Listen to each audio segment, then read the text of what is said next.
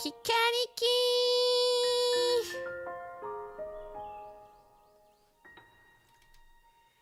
Kikariki! Ha ha ha ha! I'm not doing full body tracking. Don't get confused. Hello! I'm home! I'm home! Yay!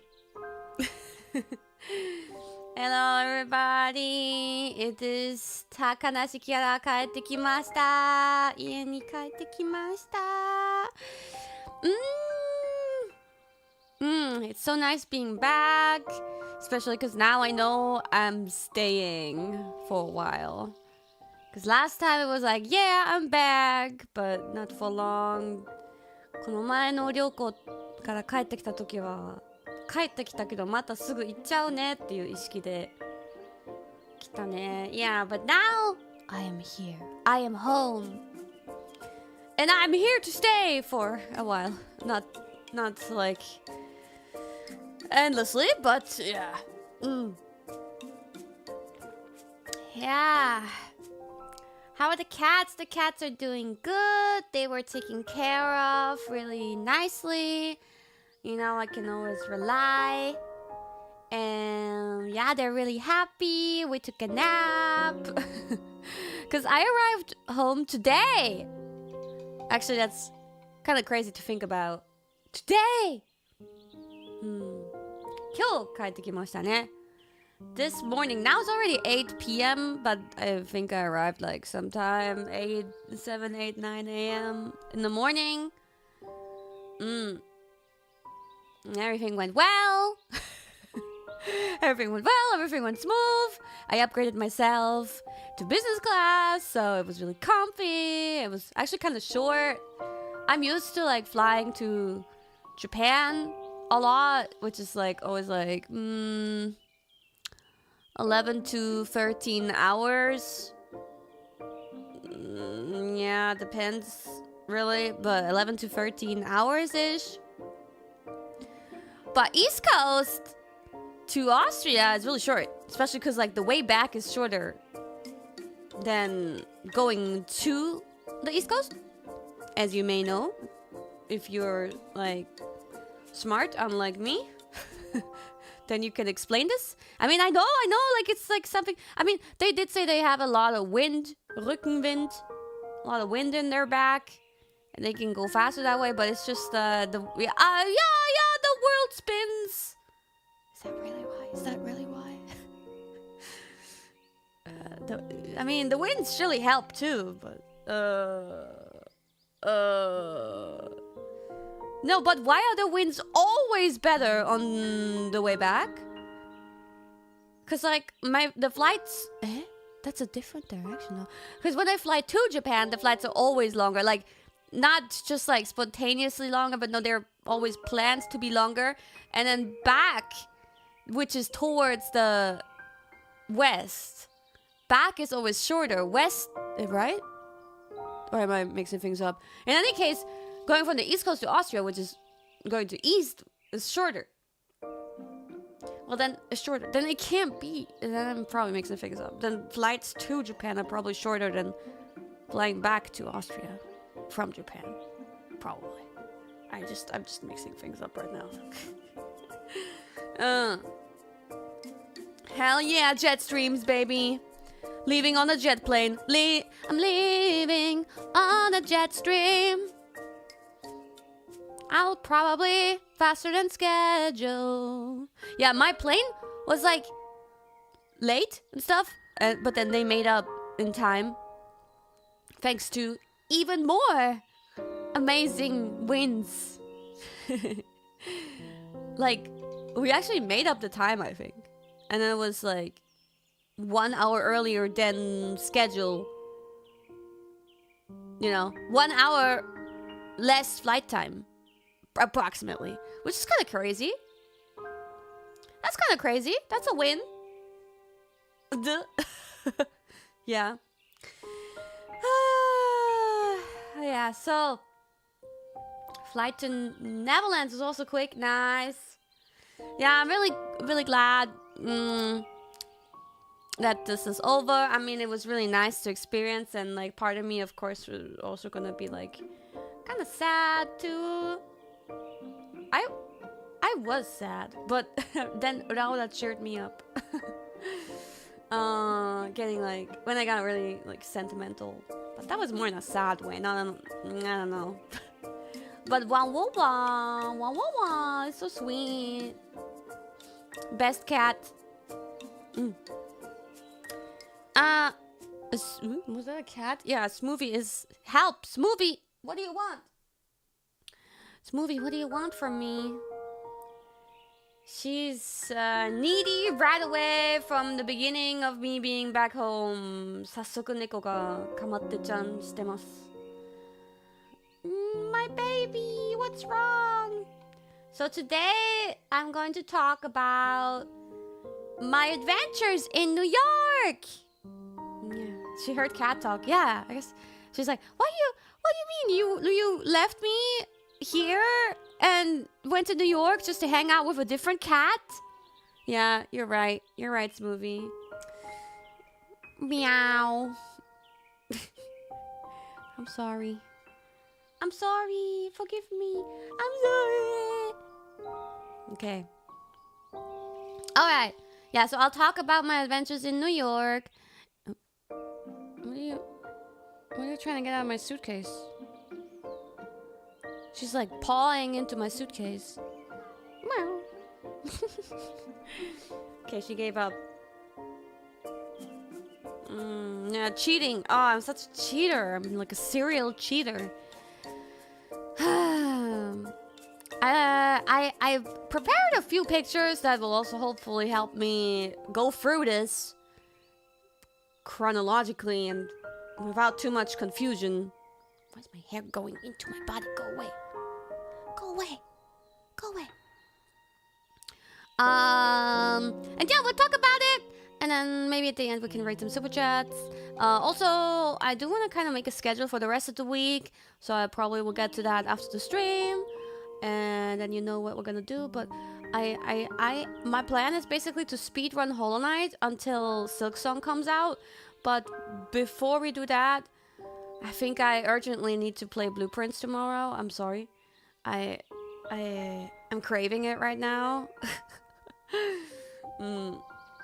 But I'm pretty determined to speedrun Hollow Knight. I hope I can do it. I hope I won't be too shit. Silk Song, that's kind of crazy that that was announced. I mean, it's not like I was ever like passionate about it and then like hoping for it. I just always see people being extremely like eager and passionate and hopeful and praying about it, and so even though I'm not in that fandom, I was like, oh, Silk Song, that's the thing people have been begging for years. Good. Stop apologizing, just play.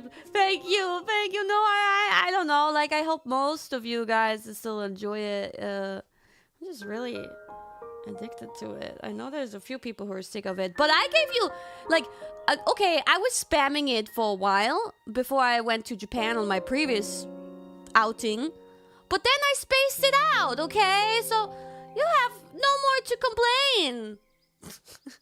I spaced it out, and then, you know, I did other things. I didn't even stream. So, you know, it's not like I'm spamming you anymore. You can't say that. There's a hair in my cup.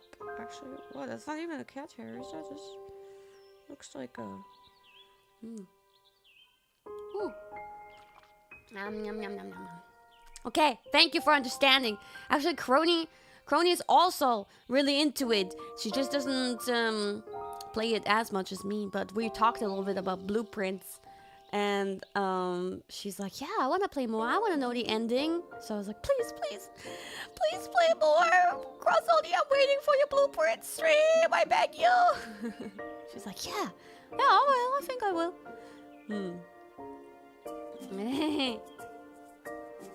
Yeah, okay, so I guess we could get started. So I flew to New York second time in my life. I'm glad that I could go there again. And yeah, I arrived like pretty late on a Thursday. You know, I think I was like the last one to arrive, and yeah. Oh yeah, on the first night we basically actually it was really convenient. Like they were planning that to like have like Callie was gonna get a lot of pizza, and we had like a spare room.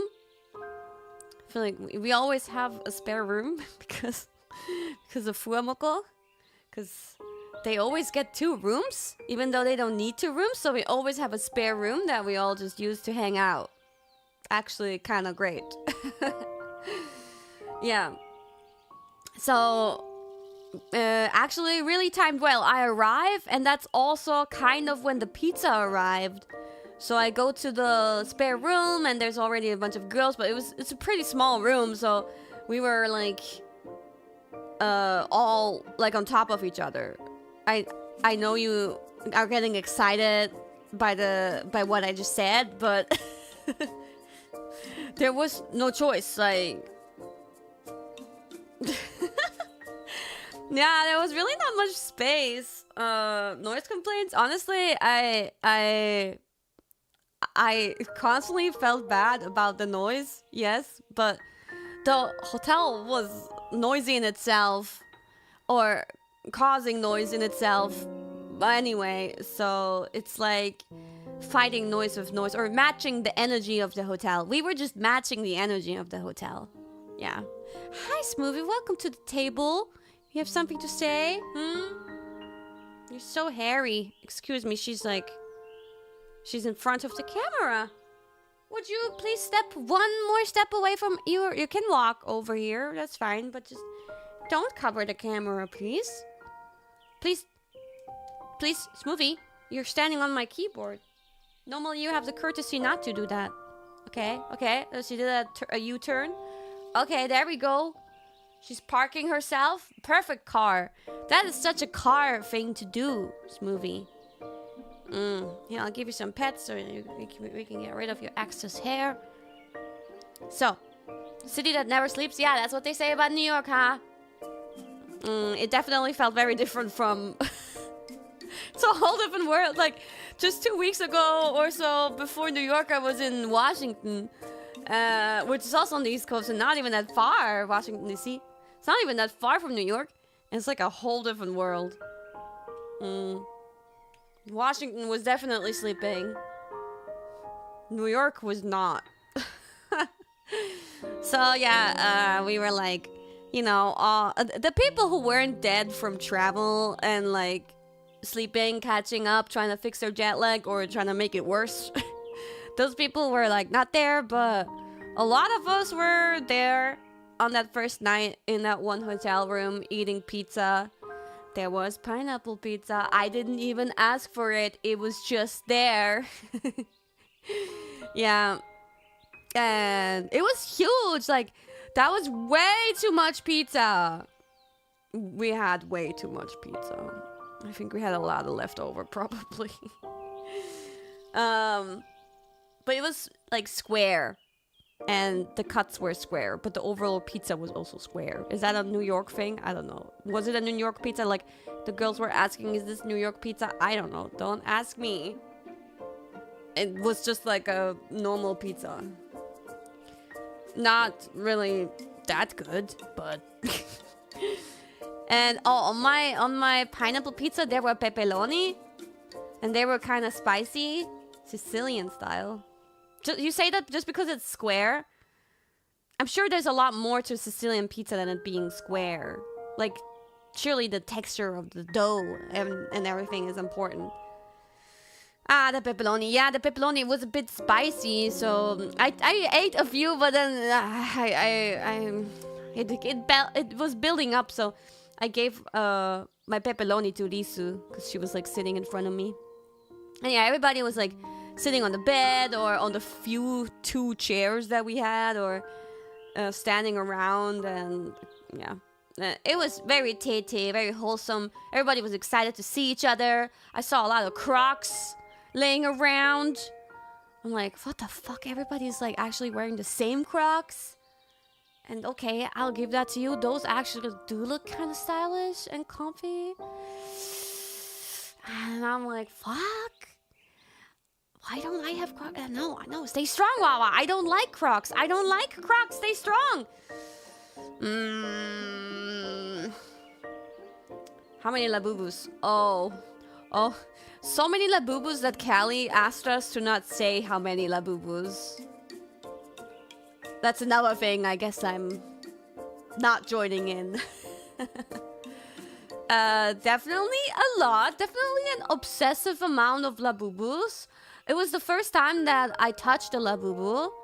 I saw some fake Labubus. Not Callie's though. Callie's are real. But I saw some fake Labubus, some real Labubus. I was shaking them to see the difference because their head was kind of wonky. But I guess that's a normal thing for the Labubus. Some Labubus were in cases, which is weird and interesting. But yeah, I mean, I'll say, like, if you don't look at the face, they look cute. I wouldn't mind having one, but I wouldn't buy one. Wouldn't mind receiving one. Callie, if you want to get rid of some of those, I can take one off of you. But generally, I also don't collect plushies, so that's that. Yeah, la plu plu. La plus boo boo. La plu boo. I don't know. She won't give it. She's obsessed. She'll get over it, right? Over the trend, and then she'll eventually be like, "Why did I spend all this money on Labubus that I get tired of like 2 months later? That I don't see any value in anymore 2 months later." At that point in time, feel free to give them to me. Just one. Surely, you can't like love Labubus forever, right? Eventually, you'll want to get rid of them in the yard sale, right? She looked for a signed Labubu. Signed by who? Signed how? Signed how? So yeah, where was I? I didn't really write down anything on that. I remember I did a Twitter space after that, right? And I talked about a little bit about how like me and Toa Senpai talked about like 3D models and commissioning them and using them, etc. Yeah, she asked for my advice and experience. Oh. That's where we are, guys. That's where we are. Yeah, exchanging knowledge. She came to me. She was like, Takanashi Kiara. She was like, Kiara-chan. Ne. Oshiete. And it's been a while since I met Toa Senpai. So that was nice. And it's been a while since I met Subaru Senpai too. So that was nice. And I'm really glad that they were chosen. Like, I would be happy about anyone probably. But, you know, with Subaru Senpai, I always had like a connection. Even though like it may have calmed down and we haven't been really doing anything together for a while. But, I mean, there's always the holotori connection, right? So that was cool. And Toa Senpai, we had an off collab a long time ago. And she remembered it so well. Like, we talked about it. And she's like, you remember this and that? And I'm like, oh my god, no, I don't remember that part. I remember this was like, our off collab was at the time where Myth had their 3D collabs. And we all were in these like tiny streaming apartments. And, well, actually not that tiny. Actually pretty decent size. But like still small. You know, one room pretty much. And she came there to see me. And then she remembered that after our off collab, I asked her for like, you know, her opinion on my outfit that I had planned to wear later that night when I was gonna go to an idol concert. I was like, what do you think about this dress? What do you think about this? This is gonna look cute. Yeah. She remembered that. I forgot about that completely. She has good memory. Really good memory. So, yeah, we were all just like catching up and yeah, everybody was excited to be there. Did anything happen? Probably things happened, but that was just the first night, so let's move on. I did my Twitter space, and then I slept. And I realized, yeah, I was neighbors with Laura. Laura had the room next to me. We were scattered a little bit. Yeah. Turns out me and Iris were sandwiching Laura, which was perfect, you know. That's why we ended up doing the Twitter space together.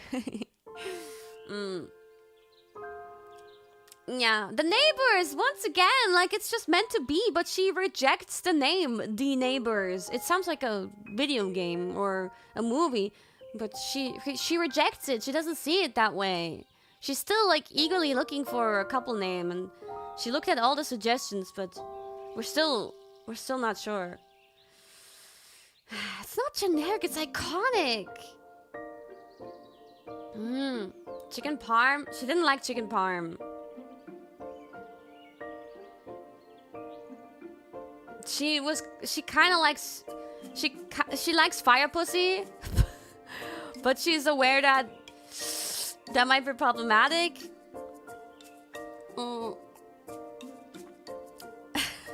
So then now she's leaning towards Europeans. So Europeans, but written with Y-U-R-I. I'm not sure about that one. I don't know if I like that one too much. That's less problematic, question mark? Exactly.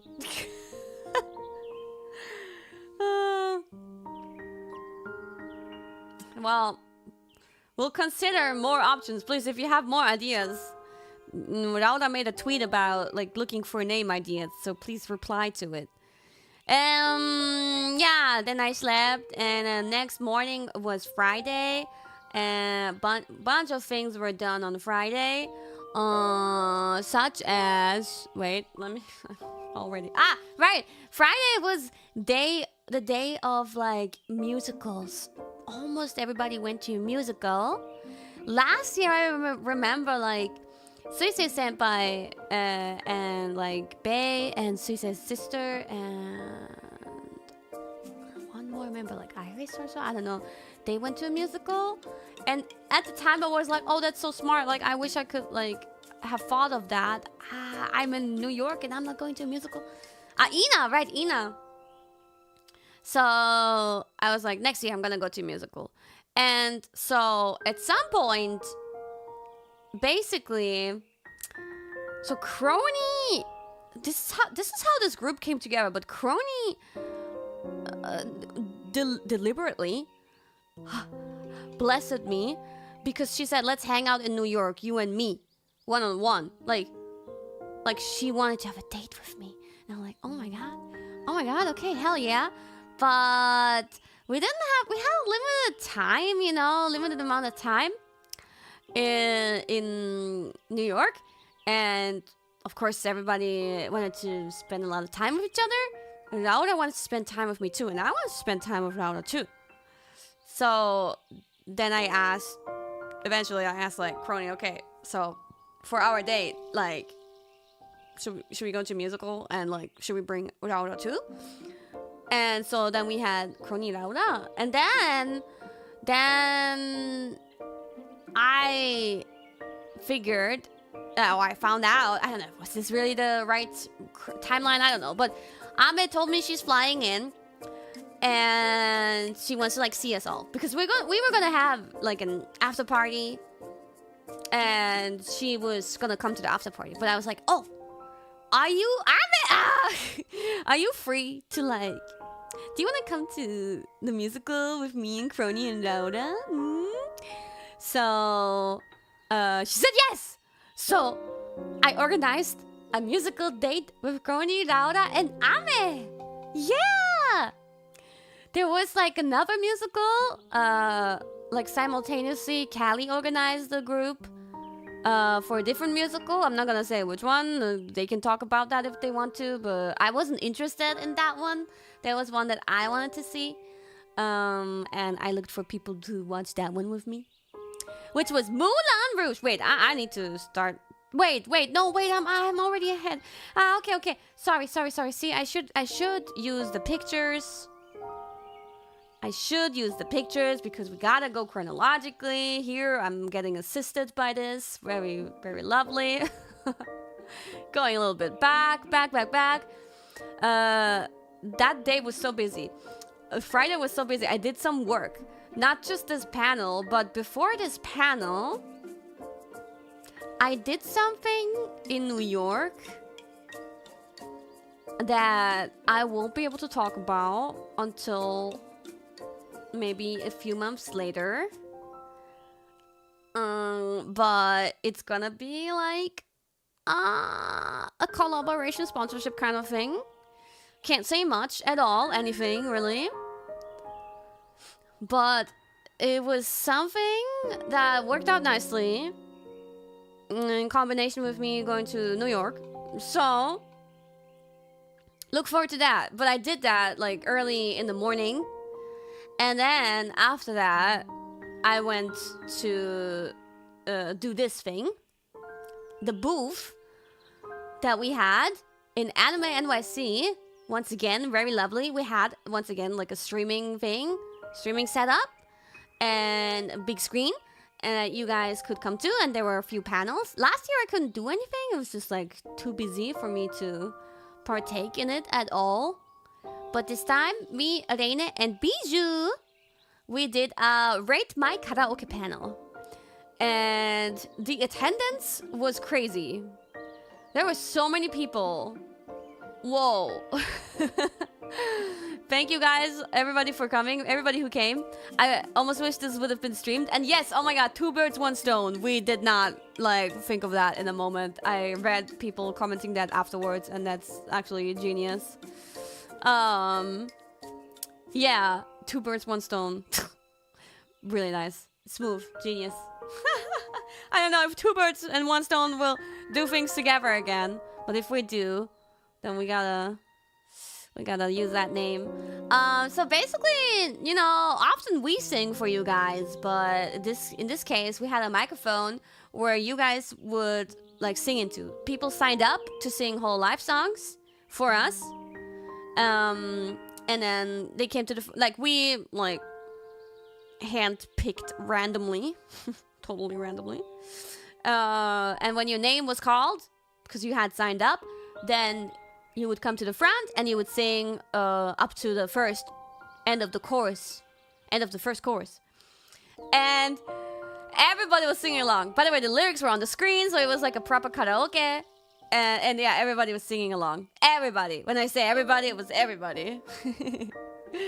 And I wanted to sing along too, but I knew that we had like a little bit of a delay, so I was holding back because I didn't want to confuse them. But it was exciting, and we got through so many people and so many songs. I think we had you guys do a total of like 12 songs, I think. Or even more. Might have been more. Might have been like 15-ish. Maybe, yeah. It was a lot. Yeah. And people were saying that they were... I don't know how big this hall is, but it looks big. And people were saying they were like at the end of the hall, and they still heard us loudly. Really loudly. And from my view, like, you know, they were all the way to the front of the booth, to all the way to the back of the booth, back of the hall. Like, because we were, our booth, this screen faces like the end of the hall, with like the exits, some exits.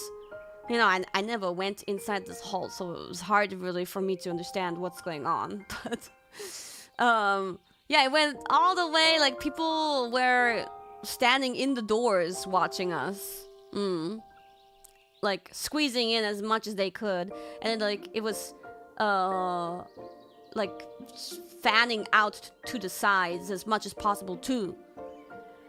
There were so many people. Crazy. Yeah, Hole needs a bigger booth. Yeah, I mean, it's hard to make it even bigger. But we're certainly very popular and a hot commodity. Aw, Smoothie. Cute. So many hairs, mamma mia.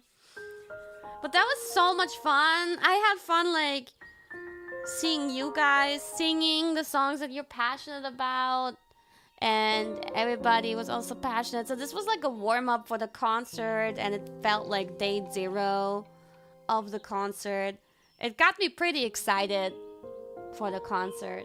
Yeah, that was a nice warm-up.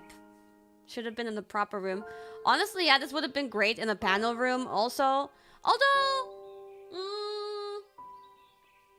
I think the vibe and the concept of the program fits this booth more than a panel room. You know what I mean? You know what? Why? You know why? I can't explain why, but I think it fits this. And yeah, it lets people discover it, and like we got to annoy the whole hall with our screams, as the whole hall was hearing us, apparently. Sorry? Yeah, but this is definitely true. Like, passerbys, if somebody doesn't know us, you know us now. Great. No, I like this. Might have to reuse this idea at some point. This was the first time we did something like this, where we made you guys sing. Some people, like, there was nobody, like, I was worried, like, how am I gonna, if people are actually, like, really bad, like, if they have no feeling for rhythm, no feeling for tone, no feeling for anything, if they're completely tone deaf, how am I gonna react to that?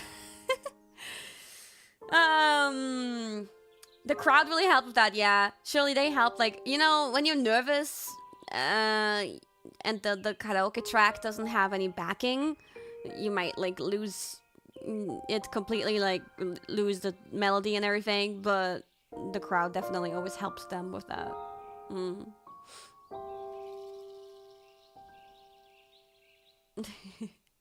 That crowd helped so much, I wish I signed up. While you were worried that everybody would be quiet, where do you think you are? Who do you think the people here are? Of course they're gonna sing along. As if they could contain themselves. Nah, it was great. I ended up being pretty nice. I was worried, like, how can I be nice to everybody if they're, like, what if they're really bad? But I don't know. There was a good mood and a good vibe, and I was just, like, seeing everybody's passion, so it was easy to be nice to people. And I really liked it, really appreciated it. Yeah. Yeah! So, then I had 2 work things already under my belt. And I went back to my hotel to get ready for my date with...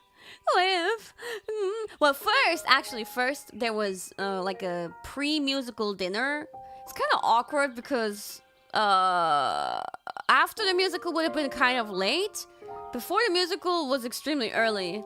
But we had a dinner with, like, both musical groups kind of had, like, dinners beforehand. And in my group for the dinner was Crony and Raura and Lisu and Ollie and me. Yeah. Right? Yeah, that's my... Ahmed was not there. Ahmed was busy still. Yeah. Lisu and Ollie kind of, like, spontaneously joined the other musical group.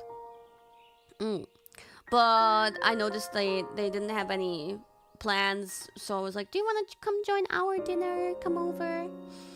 Yeah. So we had a really good time. And I chose a restaurant that was kind of close to the musical venue, but it was so expensive that I kind of felt bad. Once I arrived and looked at the prices, I was like, oh shit. Oh, even I don't think these prices are in any way reasonable, and I was trying to avoid ordering any kind of main course. I just ordered 2, like, starters, which was plenty of food. it was so pricey. It was so fancy. But like, so I actually got kind of lost on the way there. I put in the address. It was like a steakhouse. I put in the address in the Uber app, and the Uber dropped me off on like a completely different side. And the Uber of Laura, she came. I don't know who she came with again, but yes, the other girls also got lost. But I was lost and I had no internet. Like I didn't organize. I thought, you know, I always would be with someone and I'd be fine. But this one time I wasn't with anybody and I was dropped off in a weird ass location where I didn't see the restaurant anywhere. I was dropped off in front of this like business company looking building, fancy company with no writing, like, you know, that kind of building where there's several businesses inside. It's just like a office, huge modern office building. And I'm like, can't be here, but the offline map that I still had on my phone seems like it's here, but it doesn't seem like it is here at all. I was really confused and I didn't want to be late. I was a little bit, like, at that point, because of being lost, I was a little bit late, but the other girls were later than me, so it was fine. But I stressed out because I didn't know. I thought the girls would maybe already be there, or maybe they also can't find the restaurant. And so I was like, because I didn't know that they would also be late, I was getting really worried that they would be waiting for me and worried about me. So I turned on my roaming. Reluctantly. Like in an emergency, yeah, I can turn on my roaming, but it's really expensive, so I want to avoid it. So I tried as quickly as possible to like turn on the roaming and figure it out. I still didn't figure it out, even after turning on the roaming. I still didn't get it. So I went inside that business building and asked like these like security people who were like standing there to tell people where to go. But they seemed more in charge of like the company part of this building. But yeah, turns out I wasn't wrong. Like I had to like go through the whole building to the other side of the block. So I was at the wrong side of the block. The Uber could have dropped me off on the right side of the block, and then I would have seen the restaurant. But yeah, somehow the address sends you to the completely wrong, confusing side. Link NYC? I don't know. I didn't see anything like that. But it's pretty common. Ugh, it was so confusing. It really worried me. I was stressed out. Didn't want to be late. I never want to be late. I always want to be on time. Then I finally found it. I was relieved, and I went in and said, "Hi, I'm already here." I told the girls that I would be waiting inside, so the others are still coming, but can I take a seat? And they were like, "No." They said something about first come, first serve or something like that. Well, what are you talking about? I have a reservation. But they're like, "No, we can't let you sit until your party is complete." Huh? What? Is this an American thing? They weren't even busy. Like, there were so many empty tables, and it wasn't even like peak dinner time. It was like 5 p.m. or something. Yeah, it was 5 p.m. I think, yeah. A lot of places do that. It's classy. They weren't so classy. The food was classy, and the environment was classy, but the staff didn't seem classy to me. Because those receptionists, so to say, they were kind of like rude, like weirdly mean. They had a mean girl attitude, for real. The waiters later on, the waiters that, you know, were surrounding us, those were really nice. But the receptionists, they were bitches. Yeah, sounds like I can imagine. It intimidated me and scared me. I was already like nervous, and then they come here with their attitude like, "No, you can't sit." And I'm like, "Do you have Wi-Fi in the restaurant?" And they didn't. They were like, I don't know. Whatever, like they didn't even want to help me out with that. They did have Wi-Fi, but they pretended like they had no idea about anything. They didn't want to deal with me. I'm like, what the fuck? Here is the Wi-Fi. I found it myself, but okay, sure. Then I had the Wi-Fi and I was able to contact the girls, and they also got lost. They also got dropped off at the wrong place. So I walked through the office building again, picked them up, brought them over, and then we finally got to our table. And okay, I only have like one food picture. Oh shit, wrong picture. Fuck. We'll get back to that. That's pretty cutie. But yeah, I don't know. They had like steaks, but the steaks were way too expensive. I didn't want to spend that much money. I'm kind of sad because like it sounds great. Like steakhouse. I'm sure they had great steaks, but I just got this like tiny. This is apparently a Wagyu, but it was pretty mid. But they had these tiny burger sliders, and then I had a salad with burrata. This is my steak, guys. They had like they had a big variation of burger of steaks, and I was kind of confused because there was a Wagyu from Japan, right? But the pricing was something else, and I was pretty confused because it was like, I don't know, what was it, like $40 per ounce or per half ounce or so. I was like really confused and trying to calculate how much that would give me. It was absolutely nothing. I was like, I cannot wait. Let me actually look it up because it was actually ridiculous.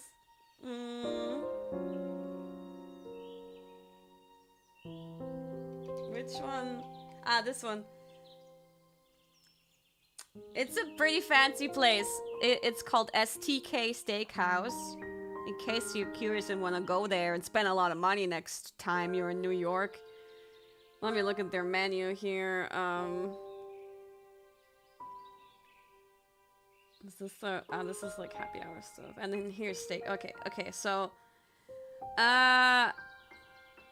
49. There's a Japanese A5 strip and a Japanese A5 fillet. The strip is 44 per OZ, and the fillet is 49 per OZ. And I was trying to do the math with Ollie, like how much an OZ is, and it seemed like absolutely nothing. Right? I'm not like... I was like, am I understanding? Like, obviously I wasn't understanding, so I was trying to convert it to grams. But that was nothing. $50 per OZ? How much would I get? How small would that be? Like a crumb? Right? I was like, nah. And all the others were expensive too. Like, a steakhouse skirt, 8 OZ, 54. But this is 8 OZ. Ounces? Is it ounces? A ribeye fillet, 10 OZ, $87. Bone-in fillet, 14 OZ, $93. There's even more expensive shit. There's like... But these are medium sizes. Their smallest steak was a normal fillet. Just says fillet. 6 OZ, $67. Right? I saw those prices and I was like, nah, fuck no. I'm gonna get Wagyu in Japan 1,000,000 times cheaper. The fuck? How tiny would this crumb of steak be? Yeah, I just got something else. The sides were a little bit more reasonable. But the place was nice and the waiters were nice. Yeah, so I was sandwiched between the ID girls, and then Crony and Rauda were like they were like so flirty and like so sweet to each other. Kept on getting jelly. And Ollie brought her sauce. She brought an Indonesian sauce. She brought that Indonesian sauce everywhere. She had to make things more spicy. And then we had like 2 waiters who kept on coming to one main waiter and one other waiter who was just curious about the sauce, and they wanted to give it a try. And the lady who was our main waiter, she gave it a little try. Like she took a little bit of the sauce with her to the back of the restaurant, and she tried it and she came back and she was like, oh my god, that was so spicy. Like she said normally she's fine with spicy things, like you know like fine. You know, but she was shocked at the spice. The other waiter, like, just came over because, like, he loves sauces. Was really curious. He seemed to be fine with it and like it. He could handle it. Yeah. I didn't even try. It was like a sweet sour kind of sauce. Like, it smelled like just a sweet sour sauce, but apparently it was very spicy. But can they handle Ina sauce? No. That one's rough. I was not even thinking of trying that. I knew I would die, but some people were trying it out backstage at the concert. Yeah. No, Ollie ate Ina's sauce, but it's not like she was like eating endless amounts of it. Like, just, you know, trying to portion it reasonably.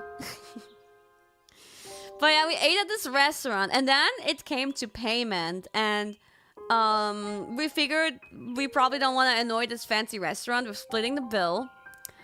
So we were just gonna have one person pay, and then everybody pays that person. And by the way, our bill was... You wanna know how much?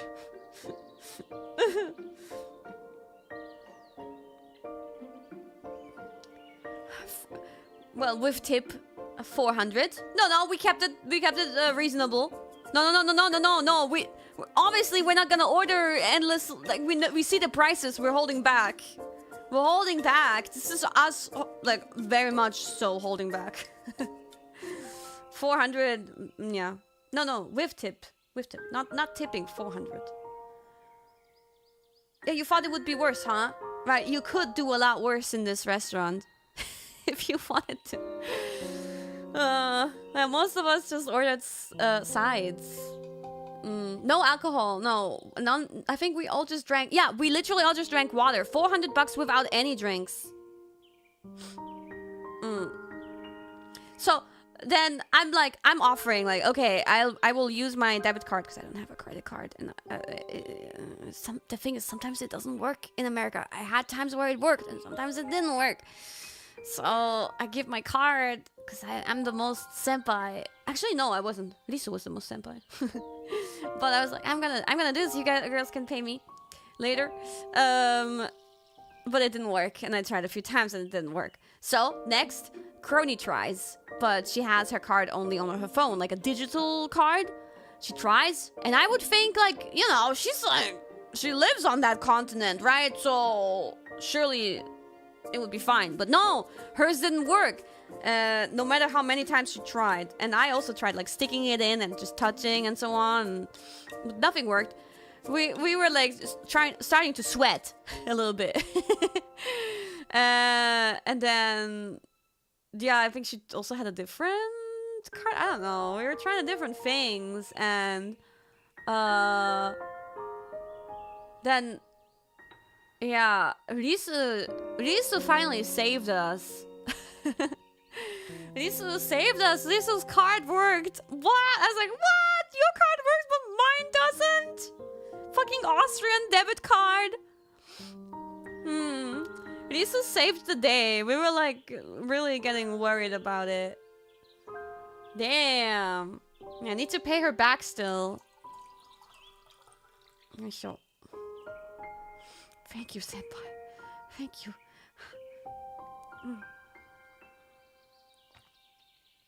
But we all had a really good time at this dinner. We had good talks, good chit-chat. Had a good time. Yeah. And then we moved on. We moved towards the musical. And I don't want to stress people. Like, when I'm walking with people, I don't want to stress people. But when we have an appointment to get to, I'm a fast walker in general. And when I have an appointment, I want to be there on time. And I already knew Ame was waiting also. Ame was waiting there. And so I was trying to drag them, but they're also slow. These girls are also slow, guys. They were all dragging behind me, and we were late. Yeah, I didn't want to keep Ame waiting. Yeah. And eventually, we lost the other two, but they were gonna go somewhere else anyway. But Rauda lost sight of them. She was like, where did they go? And I'm like, they probably just went, you know, to their musical venue. Because they're gonna see the one with Callie. But Rauda was so worried, so she, like, wanted to make sure to... She's so sweet, right? Like, she was really worried. I get it. But then I was, like, getting more and more nervous. Like, oh no, we're getting late, and Ama's like over there, and we could almost like just walk over the corner and then we see her, but I was getting so nervous. Yeah, but eventually we gave up and just hoped for the best. They surely found their way. And then we met Ame. We met Ame. And now I met Ame for the first time. Yeah, and they got along really well. That was really sweet to like be able to have them get some special time. Yeah. Amma was really sweet. She had like little gifts as always. And yeah, Crony also met Ame for the first time in a while. Ame was looking really cute. Ame was cute. I mean, you know, I always loved Ame. Maybe I'm just super biased, but Ame was super cute. Yeah. It was so long since I last had seen Ame. So, as I already said, we went to see Moulin Rouge. And oh my god. I was a little bit nervous because Ame knows like or like her aunt. She's a musical enthusiast. So through her aunt, she gave me a lot of tips on like which seats are the best and like according to like specifically certain musicals. She had insights. It's very red. And so I was trying to get one of the good seats that she recommended. And I kind of fucked up a little bit. I wanted to be on the ground floor, so to say. But when I was booking it, I kept on going back and forth in my tabs on the phone, and it kept on resetting the like seat selection window.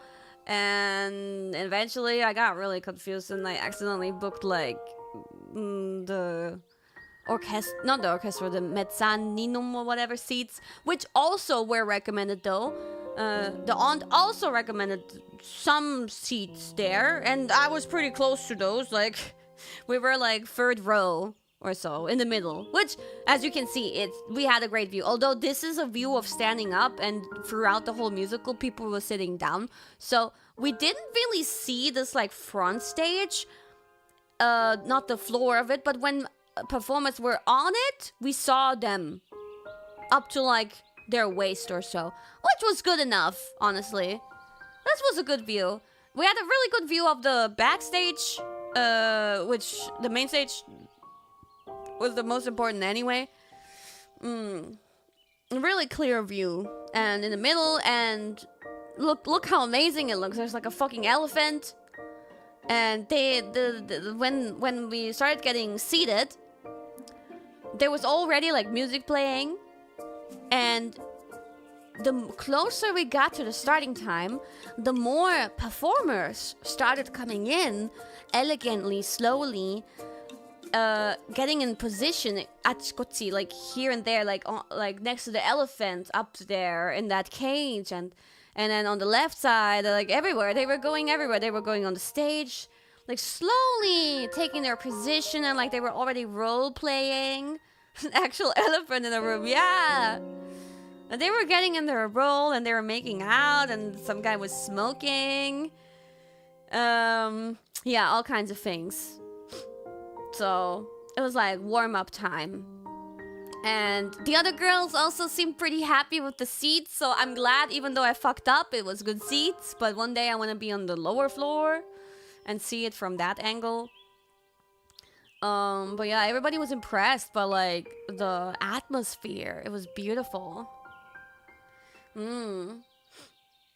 Yeah. It was really nice. And then they began, and I got so fucking hyped because they started with Moulin Rouge's like theme song. Voulez-vous coucher avec moi ce soir? Voulez-vous coucher avec moi? I was so hyped. I was like trying my best to not sing along, but I had to sing along a little bit quietly to myself. Lady Marmalade, yeah. And then after that, that was like kind of the introduction. The main lady, Satin, what was her name? Satine, Satin, I don't know. She came in like a little bit after that. She of course had to make a grand entrance. Before that, all the other main characters were introduced one by one. And it was really like following the movie storyline. So it all felt familiar to me. Satine. It's a musical. Aren't you meant to sing along? No, not really. I think there's like at the end, often at musicals, they will have like a really excited ending, and then you'll be encouraged to stand up and sing along and clap along. But generally, I don't think it's very liked to sing along throughout the whole musical. No.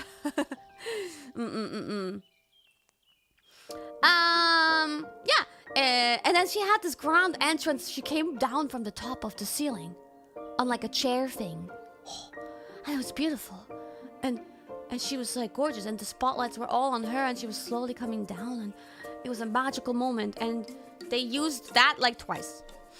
The coming down from above with her it happened twice. They didn't do it too often. Mostly they stayed down there. But all of their choreographies were fire. There was always so much going on. There were so many costumes, and there were so many set changes, and each set was really intricate and immersive and detailed and beautiful and fitting. I was really amazed by it. And we had like a set of inside the elephant and stuff like that. Yeah.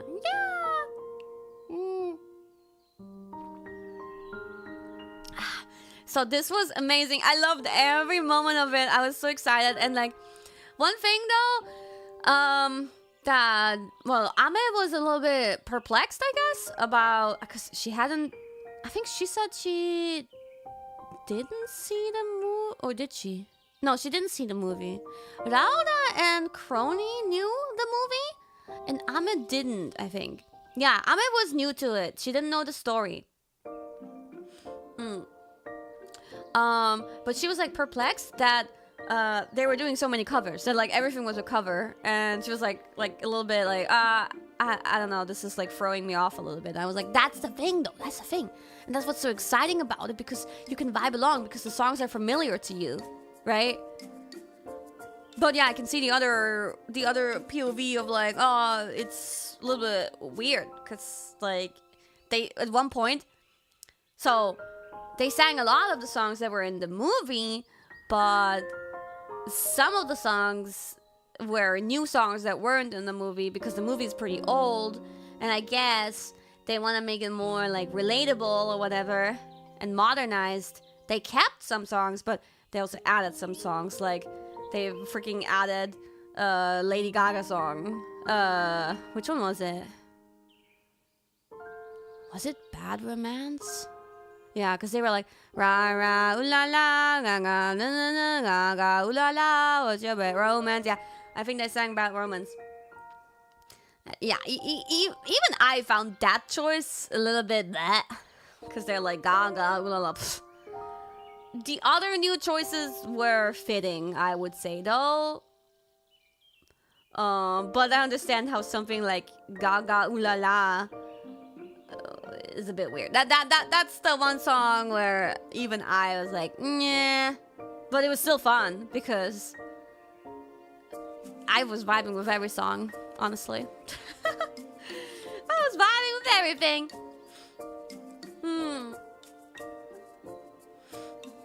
Yeah. It's fun because like they have like a dialogue and then suddenly they say a line that like fits this song, so they break out in song, and then they have a lot of mashups and like transitions, and it just works really well. And the main lady, she was so beautiful. And then there was a horny Argentinian playing the horny Argentinian. Was he Argentinian in the OG too? Probably. And then so the villain guy, I don't know what his name was again. The guy who wants to like marry her, right? And is like really weird about it. In the movie, he's like kind of nerdy, right? So rather than being just evil, he was like a nerdy evil, can't help it, don't really know how to treat ladies. The Duke, yeah. He was kind of nerdy, right? Cause I remember hearing them sing Like a Virgin, and it was so fucking funny because he was singing it. And it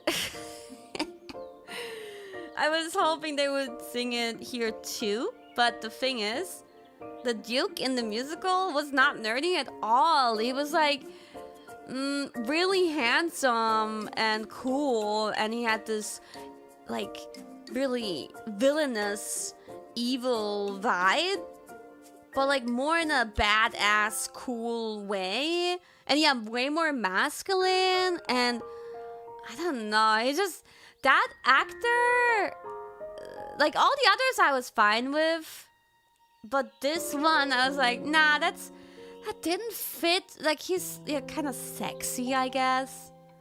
Like, not my type, but the casting, the vibe is more on the sexy side than on the nerdy side. So it's like, does that even match? Because we're supposed to, like, kind of see the Duke as, like, some, like, whatever, like, whatever, kind of guy. Yeah. It changes the point of the character, yeah. But it was still overall very enjoyable. Yeah, you're supposed to see him as some kind of failure, but I mean, he still was like unlikable, as a villain should be. A villain should be unlikable.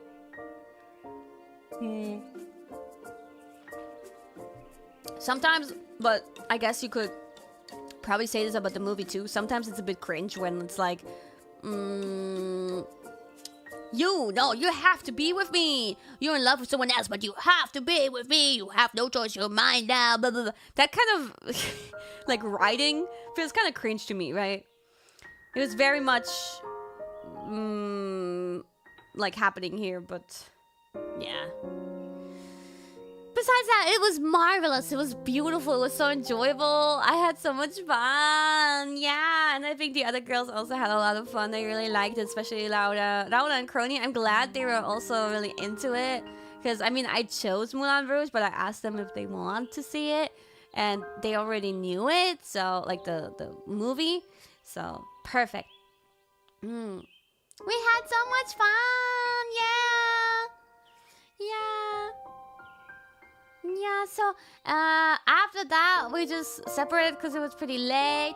But we like we first, like, Crony, like, we ordered separate Ubers, but Crony, she was like roaming around endlessly looking for her Uber. We said like goodbye, and then she disappears, and then 10 minutes later, because my fucking Uber was messing with me again. She was still like she suddenly walked by us again, and we're like, oh, what, you're still here? She's like, yeah, I'm still looking for my Uber. But my Uber was one of those Ubers again that take your order and then drive the opposite direction forever and ever and ever. In no, they just don't even, no. They want you to cancel, and they will wait 20 minutes for you to cancel. I fucking hate those Ubers. Fuck them. Directionally challenged. I hate that. Me too. I don't know why people do that. I think, like, surely Ubers see beforehand where they're supposed to take you, because sometimes, you know, right, they don't even take you they don't accept the call because they're like, ah, this is too short or this is too long or whatever. But maybe he didn't look properly, and then once he takes it, he's like, nah, I don't want to do this trip.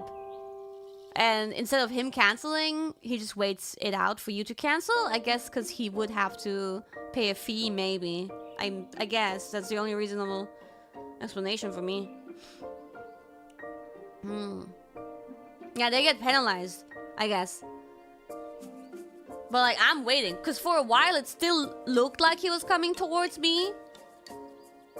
Traffic was shit too, so I just assumed it was shitty traffic, because I mean, we were in the middle of Broadway. And then I waited and I waited, and I'm like, nope, this guy's actually not coming. Pissed me off. And I'm only done with Friday. Still so much to talk about.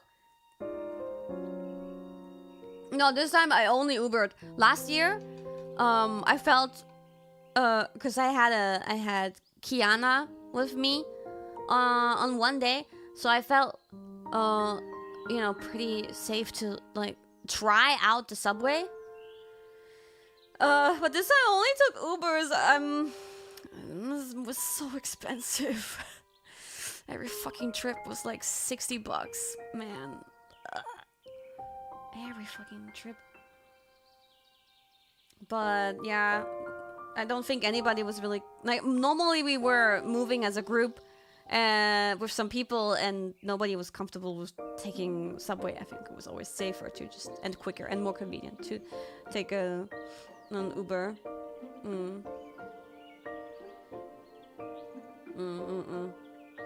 Yeah, so day one was basically that. Me doing 2 work things, and then dinner, and then Moulin Rouge! Yay! And then we went back, and we did, I think, another Twitter space. Yeah, I think I did one with... The first day I did one alone, and then the second day one with Laura or so. I don't know. That was really fun. I'm really glad I got to go, and now I really want to go again. Like, I can absolutely not even like guess, or I have really, I swear I have no idea what staff wants. I don't think they really are thinking about it yet either. And like, I kind of want to go to New York again just to see more musicals. But I can see how maybe West Coast would be like, fuck, stop. Come back to the West Coast. Stop going to the same city every year. Personally, I don't know. I wouldn't mind New York again. It's shorter distance from Europe, and New York is just fun.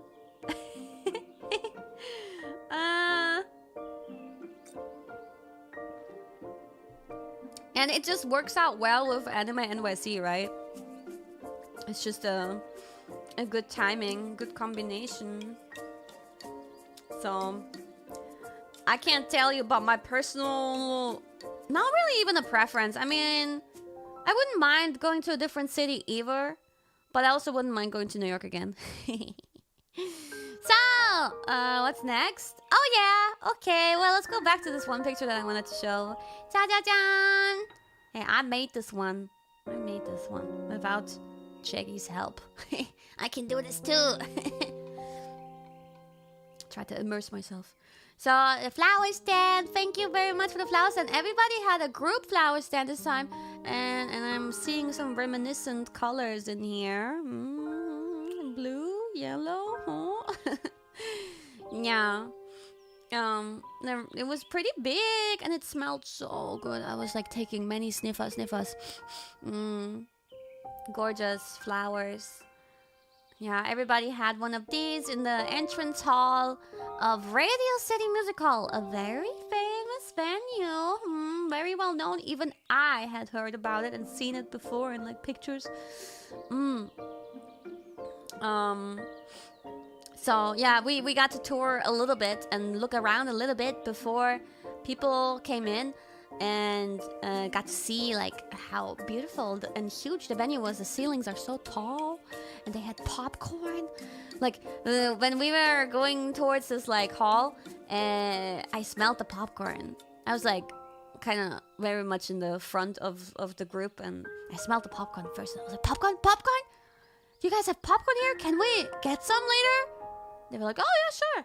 We'll bring you guys some popcorn. And so I was snacking on a lot of popcorn. Yeah, this is Saturday, by the way. We're gonna start talking about Saturday and Sunday. Really early, getting to the venue, doing rehearsals, and yeah, having fun with everybody behind the scenes, backstage. I was playing a little bit of Uma Musume. Ollie was helping me to get through. We did. I think we did. Did I do Daiba with her? I think she might have helped me do Daiba, and then I felt relatively confident to do a couple careers on my own. I did Agnes Takyon on my own later on, and on a different day, and I did Super Creek with a little bit of help also, I think, from Ollie. Nice. No, wait, Daiba, no. Yeah, I think Ollie helped me with Super Creek. Daiba I did with my waiting room chat. Something like that. But I did a couple of careers. They all turned out B rank, which I thought, man, I had B plus with Suzuka, Silence Suzuka, and Bakushin. So I kind of thought this was the norm now. But then all my other careers after that, which you guys didn't help me with much, like in a stream. In a stream, I think we could maybe reach B plus. With everyone's help, we could reach B plus, I think. But this way, I only reached B in all my careers afterwards. Now I feel bad, but apparently it's not so bad. I just had higher expectations because those 2 careers went so well. B for bummer. I was bummed a little bit. But yeah, let me look at my notes. Cause now I wrote down so much. Okay. So like, see, I after like rehearsal, I saw like Cece jumping around and being like really happy with Gigi, and like, you know, them doing all the fister things. They were like really hyped after the rehearsal. But like, especially Cece, she was like jumping around and really excited and going pyong pyong pyong pyong pyong. She couldn't hold back. And it was so sweet to see like my newest kohais who never had a concert before, to see them, you know, take in all this like new experience and seeing their excitement for it made me feel like a proud mother hen. And then Subaru Senpai was seeing, you know, me and Callie and Ina like rehearsing on stage and so on, and she was like, she came to me and she was like, Kiara-chan, I'm so proud of you, and oh my god, you guys are like the mothers of Yen, and it's amazing to see you guys. Like, it really looks like you're like, you know, their mothers and leading them, and you've become such senpais, and we're like, I'm like, oh, you're so sweet. Oh, she got so emotional. She was praising me and the others so much. She was so supportive. She was such a kind sweetheart, Subaru Senpai. Yeah. Such a sweetie. She's like the mama of me, so that makes her a grandma, maybe.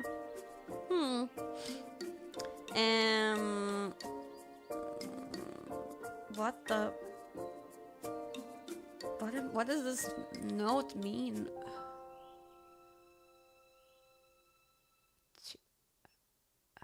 What does that mean?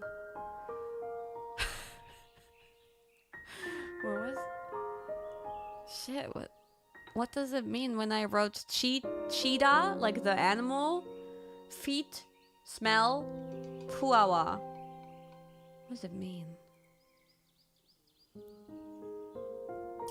What does it mean?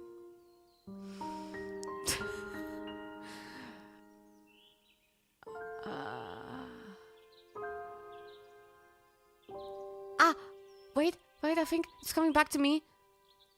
Right. Yeah, I think I know. Yeah, so I didn't have, at one point, I didn't have socks or shoes on.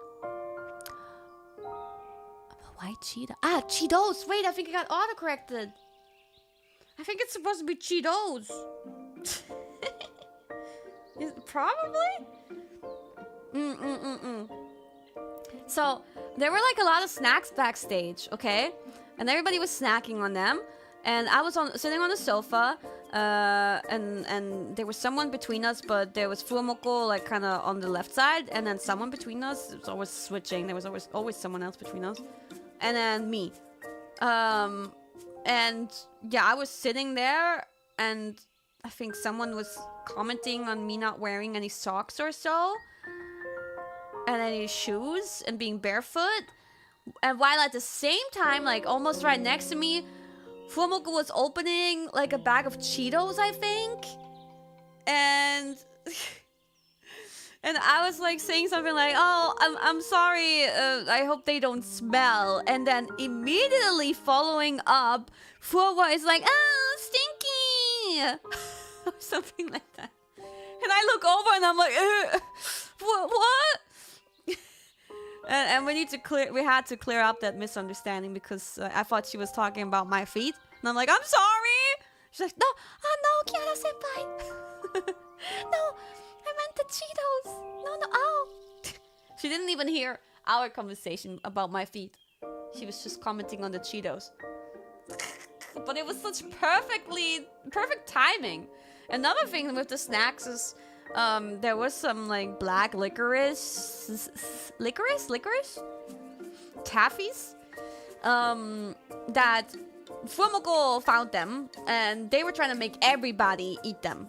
Yeah, so they made Subaru senpai eat one, and Subaru senpai didn't know what it was and was disgusted by it. And they were going around the rooms. We had several backstage rooms. Eventually, they came back into our room. My room, so to say. Where I was. And I know that I don't like black licorice or any licorice. I know it. But I didn't know yet what that was. What they were trying to make everybody eat in my room. And they were like, ah, here, try it, senpai, try it, senpai. And I'm like, what is it, though? What is it? And Subaru senpai is like... eventually, like, she kind of accidentally says it's like licorice, and I'm like, oh no, I don't like it, so I'm not gonna try it. So I knew what it was. They wanted everybody to have a surprise effect, right? But it didn't work on me anymore because I knew what it was. But so I thought I would be safe if I just said no, I know what it is, I don't like it, so I'm not gonna try it. But Subaru senpai, she was putting this pressure on me. Subaru senpai, we're like, no, Kiara, eat! Kiara, eat! Eat! Try! And I'm like, no, senpai, I know what it is! You literally told me! I know I don't like it! She's like, no! Try! Senpai, say try! You eat! I'm like, no! You can't make me! I already know! I don't like it! But she was forcing me! And I knew what was coming to me! She put it in my mouth! And I just had like a tiny, like I didn't even really, like I laid it on my tongue. I laid it down on my tongue. I didn't even, do anything. I just had it in there. I was like, I don't want to move it because just it gently lying on my tongue is already making me want to throw up. So I was like stunned for a moment, stun locked. And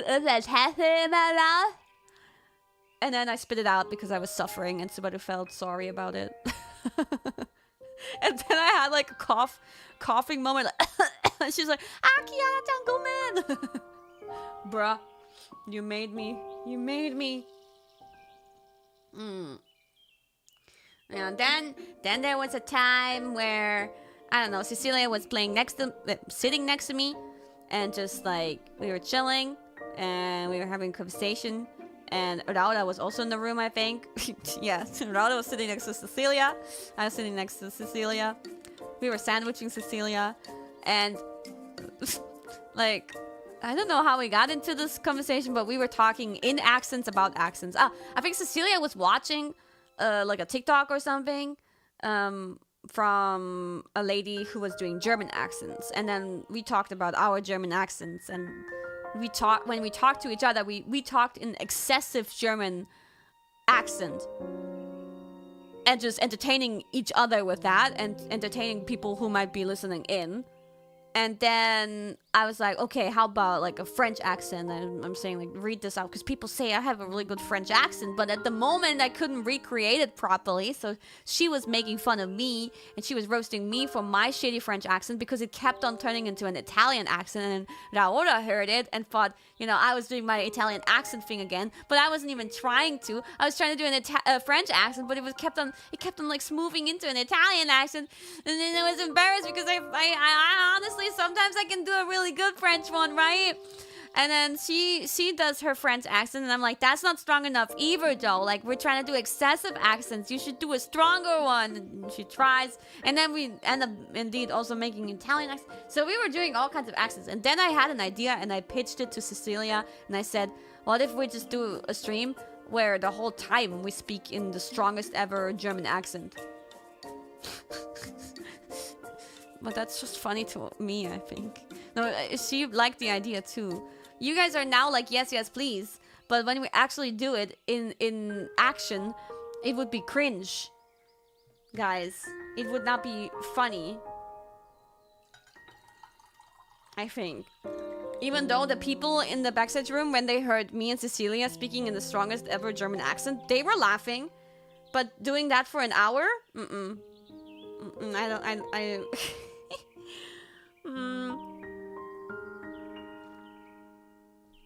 I we'll think about it. Then eventually I saw a piano backstage, and I was like, oh, yo, first thought, Cecilia. So I run to the other room where Cecilia was sitting. I drag her by her arm. She's like, what's wrong? What's wrong? Why are you taking me? I bring her to the piano. I'm like, play now. Play now. And she plays something for me, and I helped her play. Helped. And I recorded it. And I'm probably gonna upload it on Twitter. I just need to edit out some... Like, there's a lot of noise of people yapping in the other rooms that echoes through. I'm gonna try to noise cancel it so you guys can hear our perfect piano masterpiece. Then there was the arm wrestling incident. For some reason, we always start arm wrestling, I guess, when we're together and we're bored. So I had heard that Cecilia arm wrestled Iris and lost? I don't know. So I was like, okay, let's try. Let's give it a try. And I used my right hand. She uses her right hand, which is her dominant. I'm left-handed. But I had a pretty easy time. Yeah, they tied, apparently. Like, she supposedly had... No, she won against Iris or something, I think. But they were both pretty equal, and Iris had just given up at some point, I think. That was the thing. Yeah. Which I think still gives Cecilia the win. It was a long battle. Yeah. They're like on the same level, I guess. Yeah. So I think, okay, this is my chance. Let's give it a try, because I'm known as Noodle Arms. And I had a pretty easy time against Cecilia.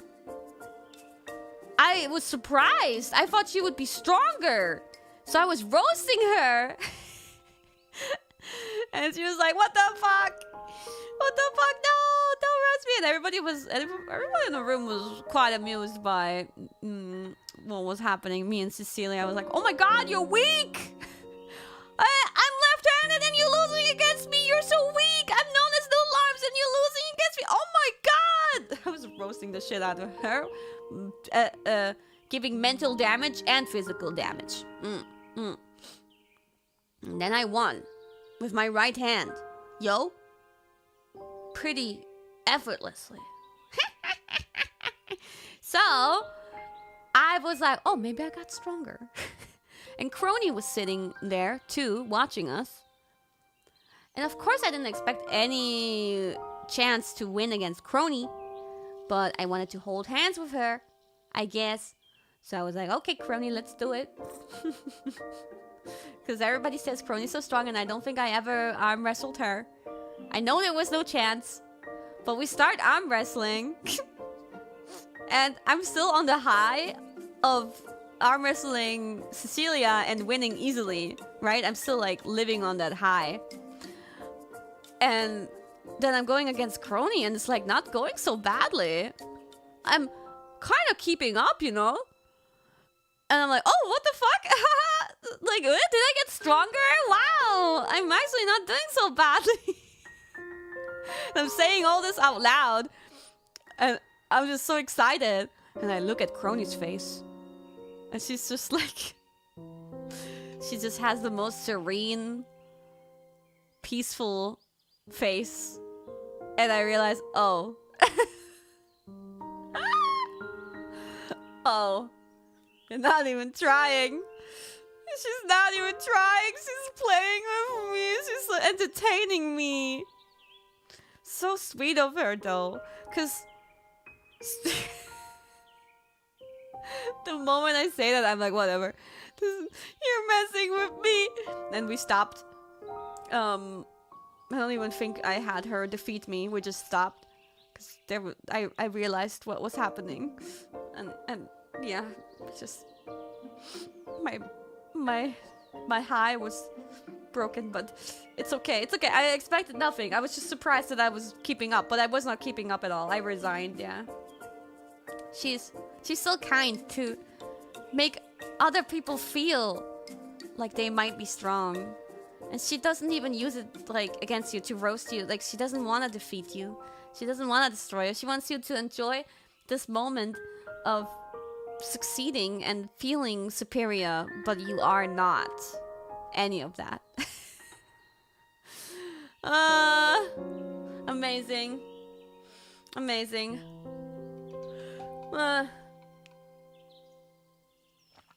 Yeah. Yeah, no, she does take her training pretty seriously.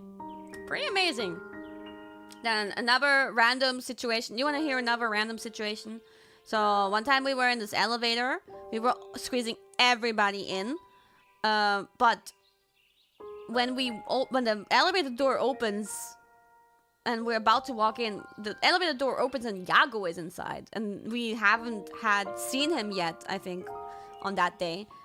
And I think this was second day, actually. But we see Yago inside, just standing there with his bodyguard. and it's just a bunch of us, girls, like all of us, standing in front of it and like, oh, 失礼します、お邪魔します, we're going in. But like, everybody is like, kooky yomiing, reading the room. And everybody, like I was pretty much in the front, so I go in and I stand right next to Yago to make him feel uncomfortable. I get some, close time with Yago. But still, everybody's like gathering, because he's kind of standing at the... I want to draw this, honestly. It's just a little thing, but you know, it's the little things.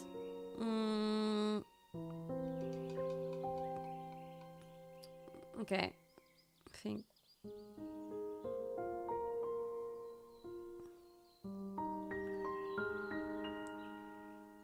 Wait. So, how to draw this? This is the elevator. And then Yago is standing here. And, like with his bodyguard, right? And then we literally fill up the whole elevator. I'm standing here. I'm taking my spot. And then everybody else is like, you know, here. Yeah, it's gonna take a while. It's just everybody naturally gathers in a way that keeps his field of view open. Out of respect or something, it just happened naturally, you know? We're like all keeping his line of sight open. as much as we can. Squeezing all in. Are we even this many people? I don't know. Can't count. That's probably too many people. But we're with no comments whatsoever. It just happens naturally. And then last but not least, Subaru Senpai walks in and stands right in front of him. And without any of us saying, everybody of us realized that we were keeping Yago's field of view open. But everybody starts laughing the moment Subaru Senpai, just without any care in the world, stands right in front of him. Looking this way, by the way, not looking at him. But just carelessly blocking his view. Everybody starts laughing. She's like, whoa, whoa, whoa. She looks around. I don't know if she didn't even realize that Yago was standing right there. She looks around and she's like, ah, bikurishita! Surprised! She scared the shit out of me, she says to Yago. And then I was like commenting, we were talking to each other, whoever was standing next to me. Ah, yeah, because Subaru Senpai can do this because Subaru Senpai literally named Yago. Yeah. She can do this. She can stand in his way. All of us are keeping his way open, his path. But she will stand in his way. Strongly. That was so funny for some reason. Like we just that was so funny. Had to write that down. Yes. Yes. Gosh, I'm yapping so much. My throat hurts from yapping streams. There's no yapping break. No awkward elevator talk. It was over pretty quickly. No worries. But yeah, I think we had like a few word exchanges, but not much. Yeah. Actually, like Yago, of course, before each like concert, before it started, before we like had to get out, he came over to say a few words. He tried his best. And the concert producer, director also did the same thing. And on the first day, there was one activity in the room that I wasn't in that they got so loud, they screamed, they had so much fun. They were bottle flipping. And they were still on a high from the bottle flips. So when Yago came and the concert producer came, they made them also do the bottle flip. Yeah, it became a thing. For every like important staff who wanted to like thank us or say any words, they had to do it. But they all mostly failed. We all like let them try a few times, but pretended after the 4th or 5th try, we just pretended that it worked, that they did it, and applauded, and we're like, good job. Yeah, it's kind of cute because I don't see this happening in like fests, in a more Japanese environment. People joke around with Yago and so on, but I feel like this is the kind of thing that only happens with EN in America, in a concert for EN. We let them partake in our stupid acts and culture exchanges, just mess around. It's less formal, yeah. In Japan, we also will have fun backstage and do some silly things, but it's a different kind of vibe. We wouldn't make Yago do bottle flips, I guess. Yeah. Yeah, so desu ne. Okay, what else? And this is also like blending and melting into the second day, but let's talk a little bit about what I performed. Here. So on the day 1, I saw you guys like writing on Twitter afterwards. You guys were a little bit like, where the fuck is Wawa? Understandable. Well, my solo was pretty late in the set list. I was one of the last ones. and up until then there was nothing. But after my solo, I had the myth. Is it like this one? Yeah, I had the myth unit. So I mean, it's not like I wasn't, you know, there, but the concert is just really long. So when both of my things are at the very end, yeah, it's gonna feel like, where the fuck is Wawa? If you're a KFP, you're gonna be like, where the fuck is Wawa? But it was fine, right? Once I was there, it was fine, right? Yeah. No, we opened with Alpha 1, I think. So I was in that, and then there was a whole lot of time in between. And then I had my solo, which was a medley of Perfume and Tasty. Because, why? Well, for me, I thought you guys would get it. I did hint a little bit at it, I think, after Fest. Because Fest had so many medleys, right? And I was like, okay, well, maybe I'll do a medley too. Because even the Fest before that had a couple of medleys. And then I think it was a chain reaction. A lot of members saw just a decent amount of medleys in the previous Fest. And they were like, okay, I'll do a medley next time. And then, yeah, it fits so well together, right? And then the last Fest, there were, like, honestly, in my opinion, too many medleys. But it just so happens because everybody was like, from seeing the last time, they were like, now I'm gonna do a medley too. And there were just too many medleys at that point. But I saw that and I was like, okay, I guess I'll do a medley too. Nah, I can do one too. If everybody can do it, I can do one too. And it was perfect because between Fest and EN concert, I had 2 songs that came out that did not have an opportunity to be performed on a stage in between, on like a real stage. So I thought this is a great opportunity. I'm just gonna, you know, put them together because I can't decide anyway. I don't know which one I should do. I'll do both.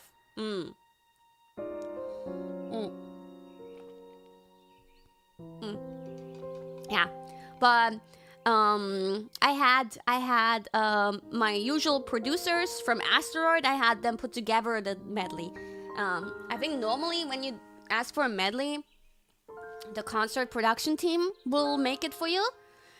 But I felt like, you know what, I think Asteroid wouldn't mind doing it themselves, so I asked them to do it, and they put it together, and it turned out so lovely. It really has a lot of, like, synergy. The songs work well together, because they're both kind of, like, on the sweeter side. They're not, like, badass like Chimera, so, they mash quite well. So, I thought it was quite nice, but I realized afterwards that I could have used my stage time a lot more. Because I saw, like, the maximum time that they allow for medleys was, like, 4 to 5 minutes or so. But I didn't give Asteroid, like, any time. And they just made it so that it was, like, 3 minutes or so. In hindsight, I was like, damn it, I could have made this way longer. And make my stage time a lot longer. Because I did realize, like, it felt short, right? I mean, but then there's other medleys where at Fest where I felt like, oh my god, this actually feels like so long. It feels like never ending. Maybe a little bit too long for my personal taste. But now I felt like, maybe I should have, you know, I wouldn't, like, want it to be 5 minutes. I also feel like I don't want to, like, overstay my welcome. And push myself too much onto people. I don't think it needs to be, like, 5 minutes. But it would have been nice if it was, like, a little bit longer. Like, maybe 30 seconds longer or so would have been, you know, forgivable. I could have done it, but the transition, the whole medley was made, you know, pretty quickly. And then I realized after, oh, this could have been longer. Oopsie. Yeah, but I hope you liked it. The thing is, like, day 2 for KFP was, I think, such a highlight. Even though my solo wasn't in day 2, it was so good that we forgot about day 1 a little bit. Because day 2, I had 2 units. and 2 MCs, which if you think about it, I mean, I had 2 performances besides the big group performances on the day 1 too, but I just didn't have MCs. But somehow my presence was felt way more on day 2.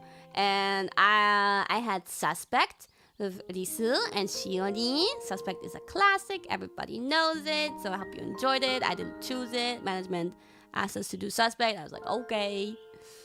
You know, we were doing only hololive songs, so Suspect, you know. I like singing it because I can do a little bit more of a sultry, calm voice. Calm, I guess, yeah. If you know what I mean. I hope you heard the difference between my usual way of singing compared to Suspect. I like to copy the vocal senpai a little bit. I really love the way she sings it, so I try to make my own version of it, of course, but inspired by her. Yeah. So choreo was pretty simple. Wasn't like too exhausting, too tiring or anything. It was fun. So I liked my Suspect group, but I gotta say, like, performing Chimera with Iris was it's just so much fun. It's my songs, I'm gonna be biased. I love this unit, and me and Iris get put together quite a bit these, like, past, I don't know, year or 2 years, I don't know how long it's been going on already. And this was in the free portion, so you can watch it even if you don't have a ticket for the concert stream. I don't know if I may have had a unit performance in the free portion before, but maybe only once. I'm not sure though. I think just Myth. In last year, wasn't Myth in the free portion as an opener? Which isn't quite a unit because that's our generation. Because if you maybe noticed, we had each generation perform something last year and this year. And the first year too, I think. And then there's the shuffled units. And then there's the solos. So it's kind of different. But I guess you could see it as a unit. But I've still never gotten to do a solo. And I'm fine with it, honestly. Like, I always wish for it. But I understand why Perfume Tasty wasn't put into the free section this time. I think I agree that it wouldn't have fit so well. It wouldn't have been, so to say, hype enough for the free section. Maybe, you know, maybe it will work one time, but I'm happy they wanted to put Chimera in there because Chimera is super fucking hype and I loved hearing everybody chant it. I'm just really happy with it. Yeah, at least, you know, I was in the free portion one way or another. I also did the closing of the free portion MC, so the opening MC. I did it with Iris also. So right after Chimera was our MC. Yeah. And we had so much fun. We were brainstorming a lot beforehand about what to do. And I already had like a few thoughts, so I suggested them to her. But I was like, really like, Iris, if you have anything better or if you don't want to do this, like we can brainstorm more. This is just one random idea in my mind. We don't have to do it, I swear. Like, no pressure. This is just throwing this out there. We can work on it. But she was fine with everything that I suggested and really excited for it and supportive of it. So I was really happy. The CEO thing was actually kind of spontaneous. Like in the rehearsal, we didn't do that yet because as we were just like, okay, how do we enter? You know, there's always like, everybody always thinks about how do we enter, you know? How do we appear? Some cute pose or whatever. And I couldn't think of anything. We thought of a way to close it, but we couldn't think of a way to open it. And we just wanted to do just like something. So I was like, okay, how about we do this? Like we like what's the word, not crouch, we squat and then we jump when we appear. We're squatting and immediately jumping. I don't know. I couldn't think of anything interesting. So I was like, let's do that, whatever. And we tried it, but like, you know, there was a danger of my skirt maybe flying off elsewhere. You know what I mean? So eventually we wanted to change that. And I don't know where the fuck I suddenly thought of it. But maybe I was like backstage scrolling through my social media, through my Twitter feed. Somewhere I must have been reminded of that thing. And I was like, Iris, what if we start like doing this, like recreating this moment? Like the camera will be on us suddenly, so to say, and we'll be, you know, having a moment. And honestly, we were both convinced that people would immediately understand what we were doing. But apparently people didn't. Which is no problem, because afterwards everybody understood and was really amused by it. Immensely amused by it. But at the time, people didn't know we were... I guess people just thought we were like doing a cheating bit, yeah, but not specifically recreating that. Even though if you put it like... People put like screenshots and compared it to the OG, right? And it looks exactly the same, right? Like we did a good job at recreating it. But yeah, at that time, yeah, it took people quite a while. And maybe some people in the venue understood it, but most of them seemingly didn't. Which, I was hearing you guys. I heard you guys, but acoustically, sometimes it's a little bit difficult. And, you know... When I was like, are people reacting or not? Are people quiet or not? I'm not sure. And I started feeling a little bit nervous, like, oh, maybe they don't understand what's happening. So I say something like, oh, no, they'll know I'm cheating. Trying to make it more obvious. But apparently, even after I said that, I guess you guys didn't quite get it right away. But were they laughing? I hope so. Acoustically, it was a little bit hard to hear. I thought I flopped. At that moment, I was worried I flopped. And maybe I did a little bit. But I'm so glad, because in hindsight, everybody understood. Afterwards. Okay. You were laughing even before you understood it. Okay. I'm glad. It was at least funny, even if you didn't get it. Like, the reference. Yeah. So we started like that. And we messed around a little bit and introduced each other. And then we did the arm wrestling thing, which I suggested just because I just heard, you know, the Cecilia Iris arm wrestling. And then I won against Cecilia. So I thought I could win against Iris. but weirdly enough, she was keeping up. I was keeping up. I could hold out against her a little bit longer, but I thought...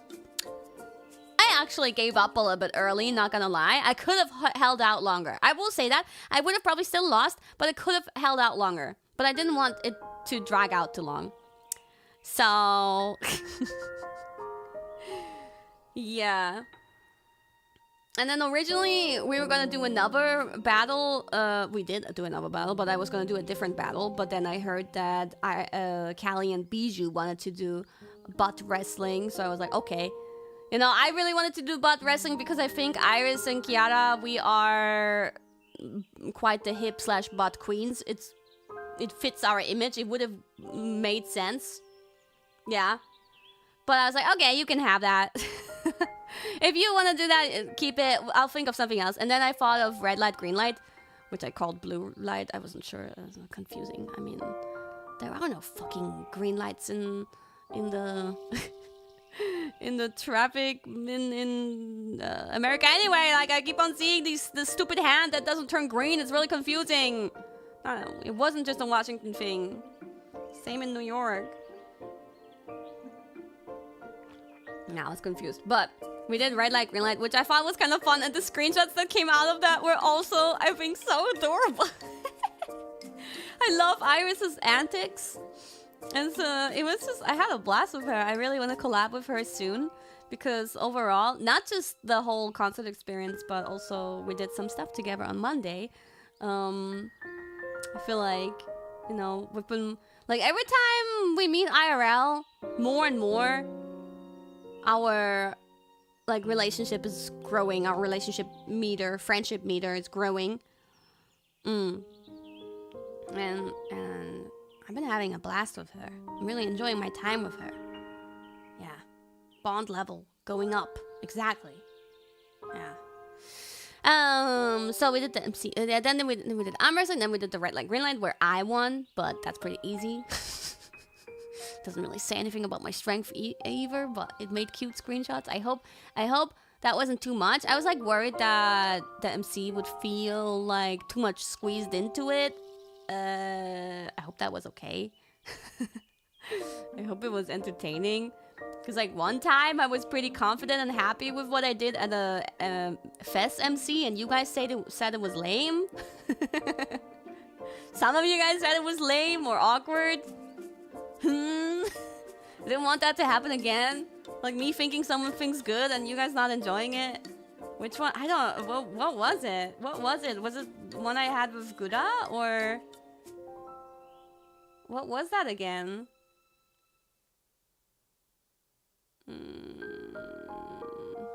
Yeah, because Shiritori, right? The Shiritori. Because I think, yeah, I understand, like, that flopped a little bit. Because, like, it was awkward because the clapping, we didn't really manage to get them to clap along, like, with us. And it just didn't work quite well. I thought it was cute.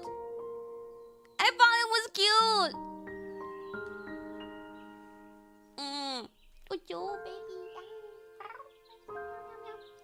My cinnamon roll. Idol Shiratori is great. Thank you. Thank you so much. Tough crowd. Wait, with who did I do that? Who did I do Shiritori with?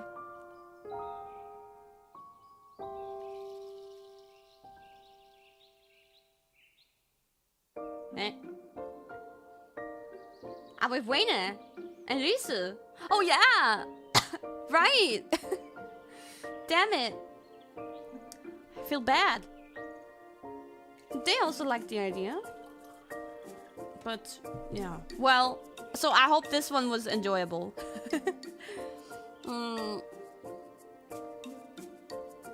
Yeah. Okay. Yeah, then we did the thing. But, okay, so I want to say one thing. But I guess in hindsight, I don't know, was it fine? Like, I had voices in my head. I already said this in the Twitter space, but I had voices in my head. They were like, I think... they were... I didn't even realize they were talking to me. I thought that they were feeding something into my ear that I wasn't supposed to hear. Like, saying something between staff. And it wasn't supposed to go to us, but they were talking in Japanese, and it was like in the middle of me talking, so you can't really register what they're saying at the moment. But apparently it was towards us, but I didn't understand, and I can't just like completely go quiet and be like, can you say that again when you guys aren't hearing anything? Like, obviously you want to keep the show going, but they're like saying something in your ear. And I'm like, how the fuck do I not go completely quiet? I was also like, we looked at each other. We both heard it. We looked at each other. Like in the middle of the MC, and try to overplay it, right? Be natural while with eye contact, communicating to each other. What's going on? Do you know what's going on? I don't, like, this was legit telepathy. We talked about it later, and we both agreed that we were thinking the same thing. We were telepathying between us, like, did you hear that just now? What was that towards us? No, I don't know. I don't fucking know. Let's just continue, yeah. But then they repeated themselves, and I still didn't hear what the fuck they were saying. It was so confusing. But apparently it was towards us. They were like worried about us doing something that might be like motion capture wise problematic, but we didn't though. It was all okay. And then we moved on. But that threw me completely out of it. It was like right before the red light, green light thing, actually. And the red light, green light thing was still whatever. But I was out of it. So when we went into the, okay, let's tell them to buy a streaming ticket if they want to continue watching. That's when I started feeling like, I don't know. I wasn't in the flow anymore. So yeah, I think I confused Iris too, because I wasn't really saying it the way we rehearsed it. So confusion was happening. It threw me off my groove, exactly. But I hope it didn't feel like that. If it felt relatively fine, I'm glad. Yeah, I also felt really bad about for Ollie. Like I was standing by when that happened. I mean, I think it got cut out, and we're gonna pretend nothing happened. But I felt really worried. I immediately hugged her, and I was like, "Are you okay?" I'm sure that was super fucking stressful. I'm sad that happened to you, because I don't want this to happen to guests who, you know, obviously they're nervous, and I want them to have a good time. It was still handled well, even though, like, I'm sure they were, both Shiori and Ollie were really confused, and I was hearing voices in my ear too, and even I didn't understand what was going on at the moment. So I can't imagine how confused Ollie was, and we talked about it, and, you know, it must have been really rough. If anything, I wished it would have happened to me. I would have probably also freaked out, but yeah, a little bit of scuff there.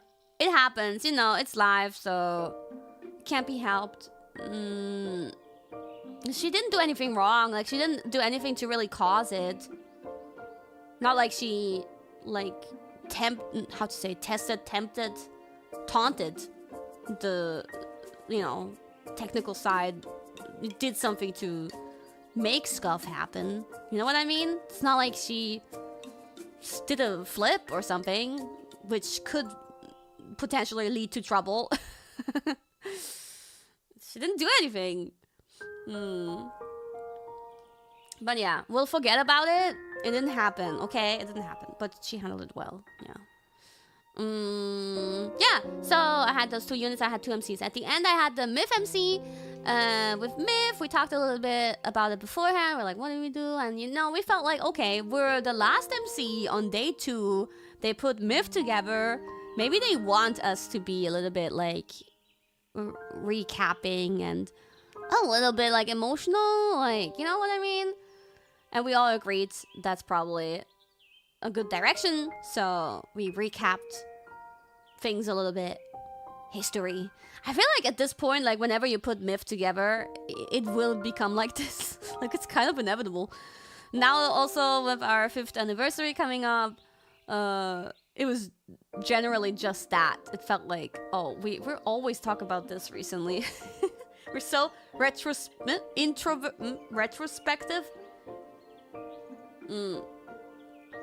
It's kind of nice though, you know, because like that, it do be constantly on my mind. No, it do be like that.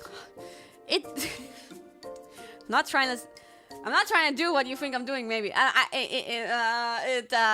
yeah, it's on my mind. It's on my mind. A lot of things are on my mind, but it is on my mind that we've been through many things. It's been a long time. Things have changed. Times have changed. Members have changed.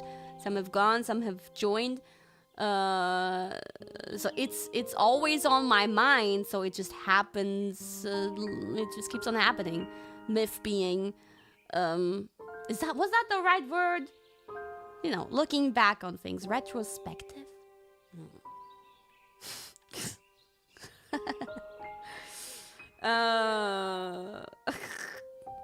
Nostalgic, yeah. Just can't help it. Introspective.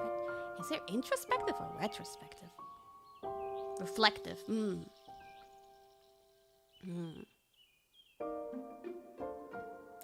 Can't help it. It just ends up like that.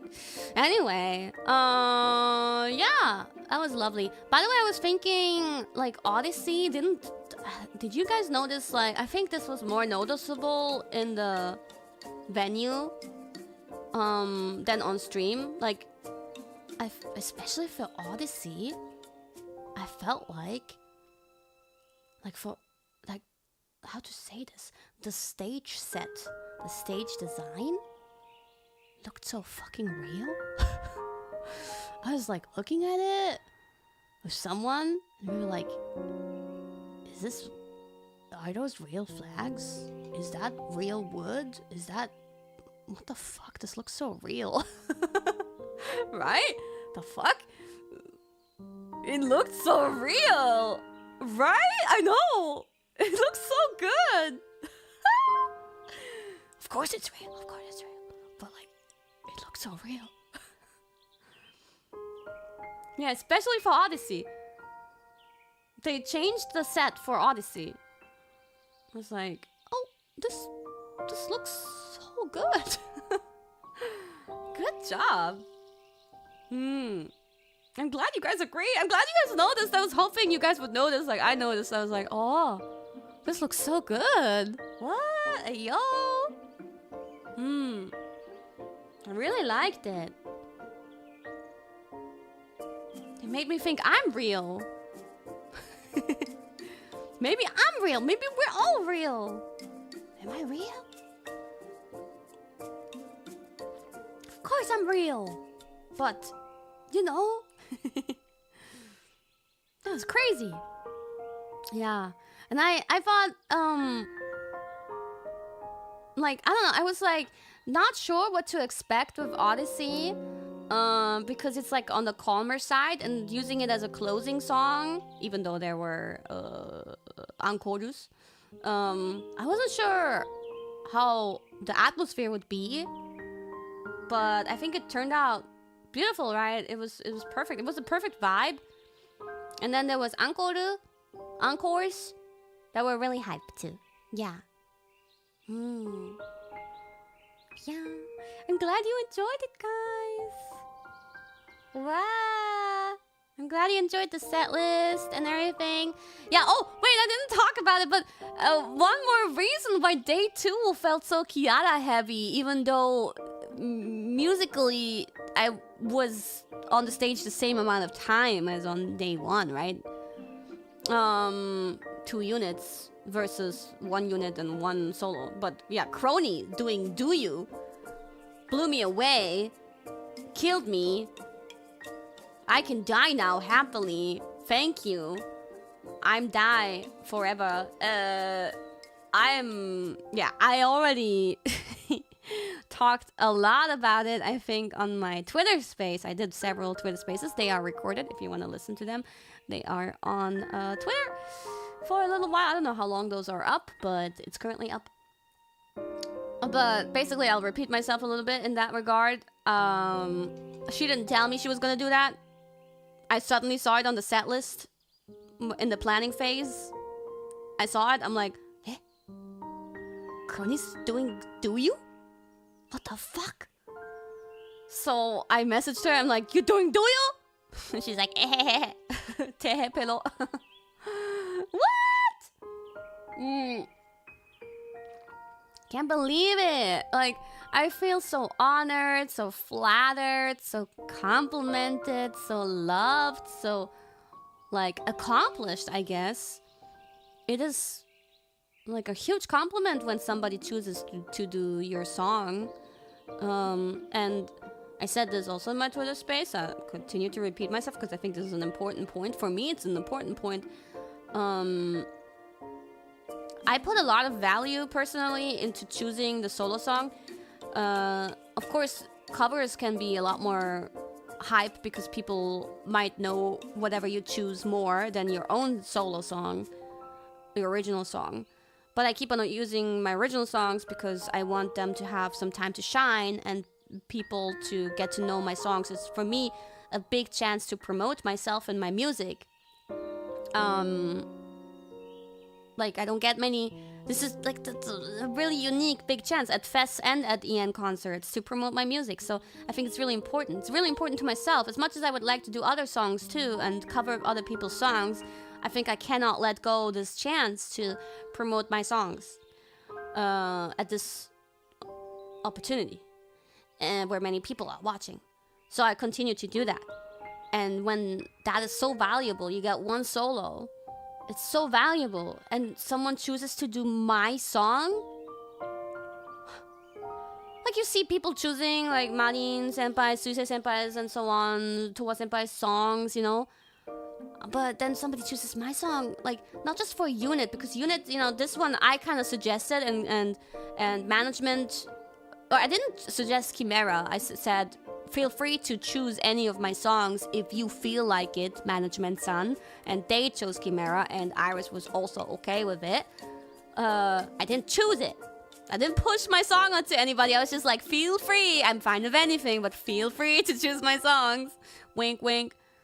What was I gonna say? Yeah, it's kind of different in this case, you know. I was super fucking happy to do it and excited that I could do it with Iris, but somebody out of their own choice and wish choosing to do my song,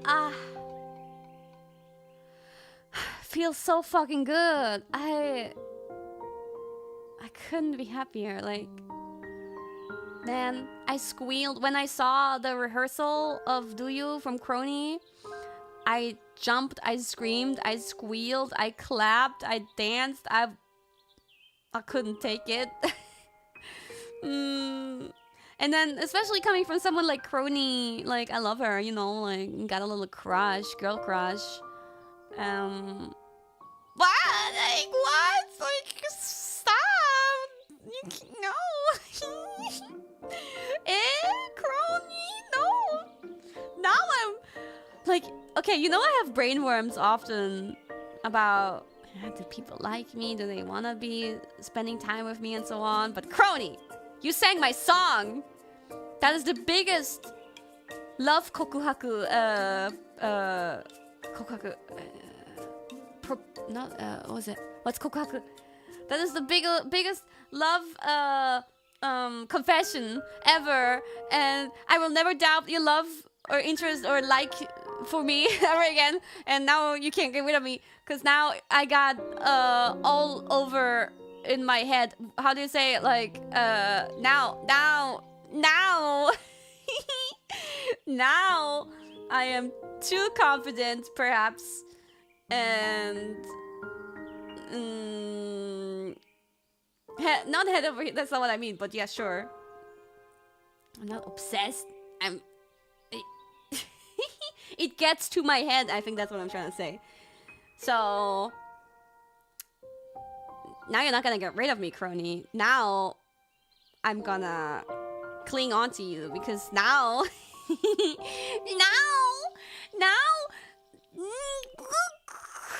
I guess you like me, like, decently. I guess you don't mind being around me. Okay, Crony. Yeah. Okay, can you tell how excited I was? It means a lot to me. It's a big deal for me. Big deal. I'm losing it. Like, at a concert scene? Do you? Wow. Wow. I hope people enjoyed it. I feel like through Advent and Justice, a lot of new fans joined in that might not know Do You. Do You isn't even that old, but I think it was released before Advent and Justice, definitely. And I feel like there might have been some people in the concert audience who didn't know Do You, maybe. I mean, maybe they heard it like slightly before, because maybe, you know, it was played somewhere before, but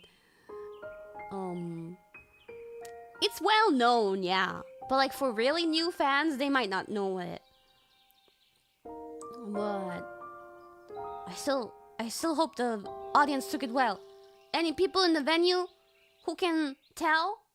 I mean, I was backstage and I could hear people, but acoustically it's still kind of confusing. I don't know. Did people seem like... Were they singing along? They gotta say, do you, and love, hate, all the same. If you know, play the game. They were? Okay, good. I thought I heard it.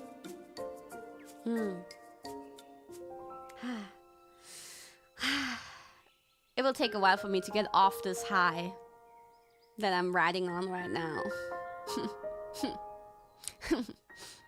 It's getting to my head, guys. I guess I'm a big deal. No.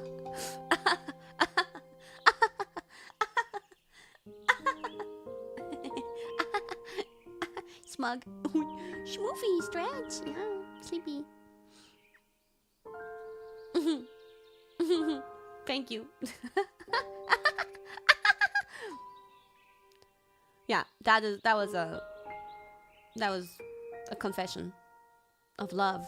Thank you, Crony. So that made me so excited. I can't stop talking about it. Let's move on. Yeah, the concert was sick. Actually, at the end of day one, I cried.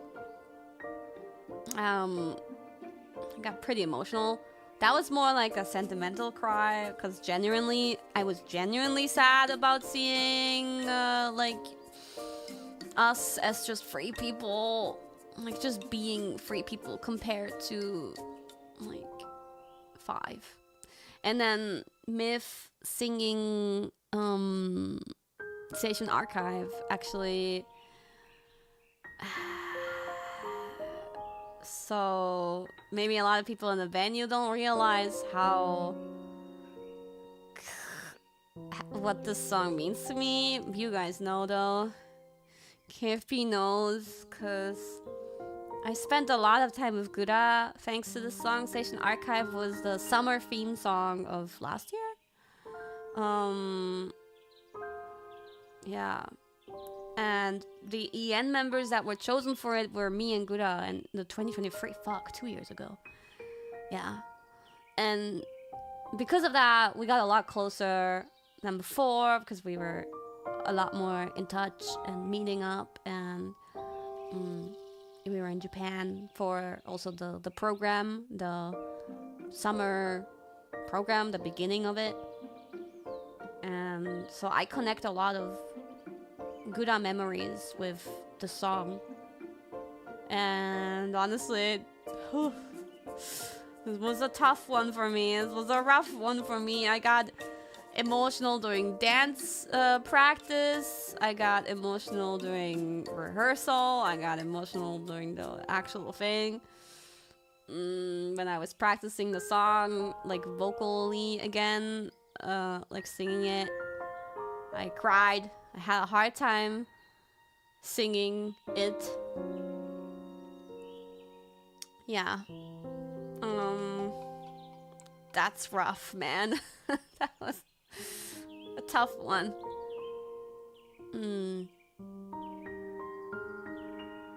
Fuck. Oh, fuck. No. Don't even. I miss her. Yeah, miss both of them. But yeah, this one was was very Sametori core for me always. So okay, what else was I gonna say? Oh yeah, at the end of day 2, I was generally like feeling pretty content. Day 1 I was super sad and emotional, but day 2 I kind of got over it.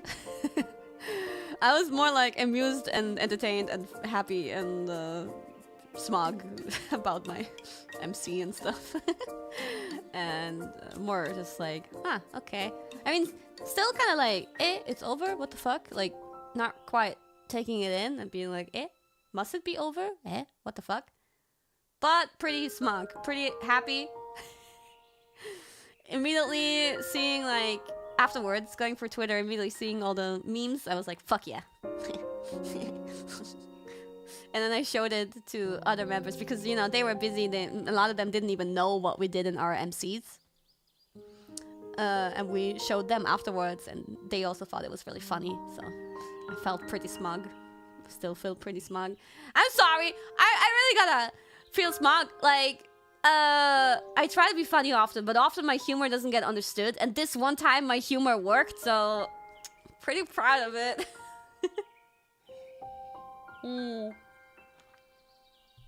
And the thing is, I also did like an not quite intentional, actually more like unintentional thing with the pre-concert cam. So on day one, there were some cute Takamori cosplayers, but they weren't shown in the opening. I saw screenshots of them afterwards. They were shown through somewhere, I don't know where. Throughout the concert, they were shown. It looked pretty dark. You couldn't see them properly. But I was happy to see them, and I recognized the Wawa, especially. Because that's actually the Gigi that I talked about that reacted to Jean saying in a cosplay event, you know, the story that I told you about, Jean being like, Gigi! And the Gigi cosplayer turns around and like, whoa, Kiara! That is that person, Toby. This time doing Wawa at the concert. Yippee. He said, I said, yeah, just now, but... Gigi! So they did Takamori on the first day, and I was like, ah man, I wish they like would have been on the opening free portion camera so that they could maybe, I don't know, give each other a peck on the cheek or something. That would have been cute.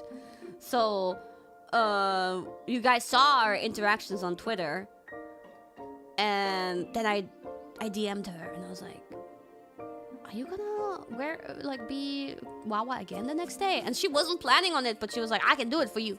I'm like, okay, do it. And I tried to pull some strings. I couldn't promise anything, but I tried to pull some strings and organized a few things, a little bit selfishly. And I just told them to like maybe, you know, just give a kiss on the cheek or something. But oh, they're actually dating. I didn't realize until after. I thought they were just like roommates or something. You know, friends who have no problem with kissing, I suppose. But no, they were dating. So I wasn't sure if it was okay to ask them for like a real kiss, because I didn't know they were dating. I was just like, oh, you guys can like just give each other a kiss on the cheek. Even better, they're dating, and so they went all in. Yatta! And it worked. It worked. So now there's a connection to draw there between that and the MC, where it's like, oh, wow, like let's say that's not a cosplayer, but like really me, right? I'm there, kissing Callie. Okay, that's my in this storyline. That is my main relationship. Okay, and then I show up on stage. Kiss cam goes on me. I'm oblivious. I'm hanging out with my affair, Iris. Oh, I'm a cheater. Yay! Yippee! It just works perfectly. But again, me suggesting to do that kiss cam moment was not planned that far ahead, and the Takamori cosplay kiss, I didn't even, you know, I didn't connect that like that. That was actually just conveniently, it worked out well.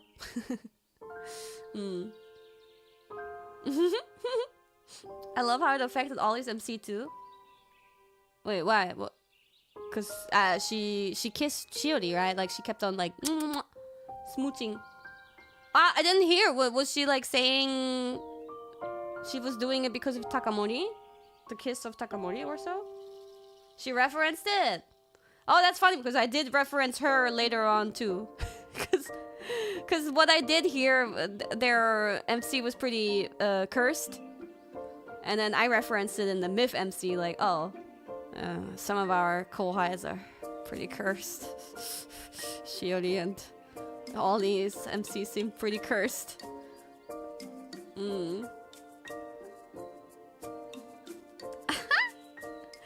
Maybe this is gonna be a tradition, Shiori getting kissed in her EN concert MCs.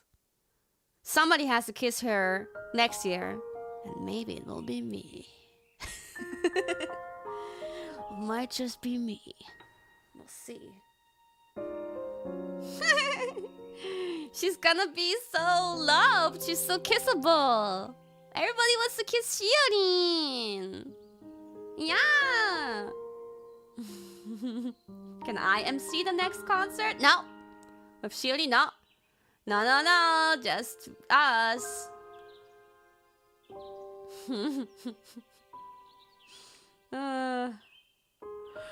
Yeah. Yeah, I think all in all it was a great concert. Very big success. I think big improvements were made. I will address one thing that was an issue on day one, that the talents were not aware of this until afterwards, and I think they will put out some kind of statement. Yeah, but the AI was well, of course we're all the talents are, of course, not supportive of it. We're all against it, yeah.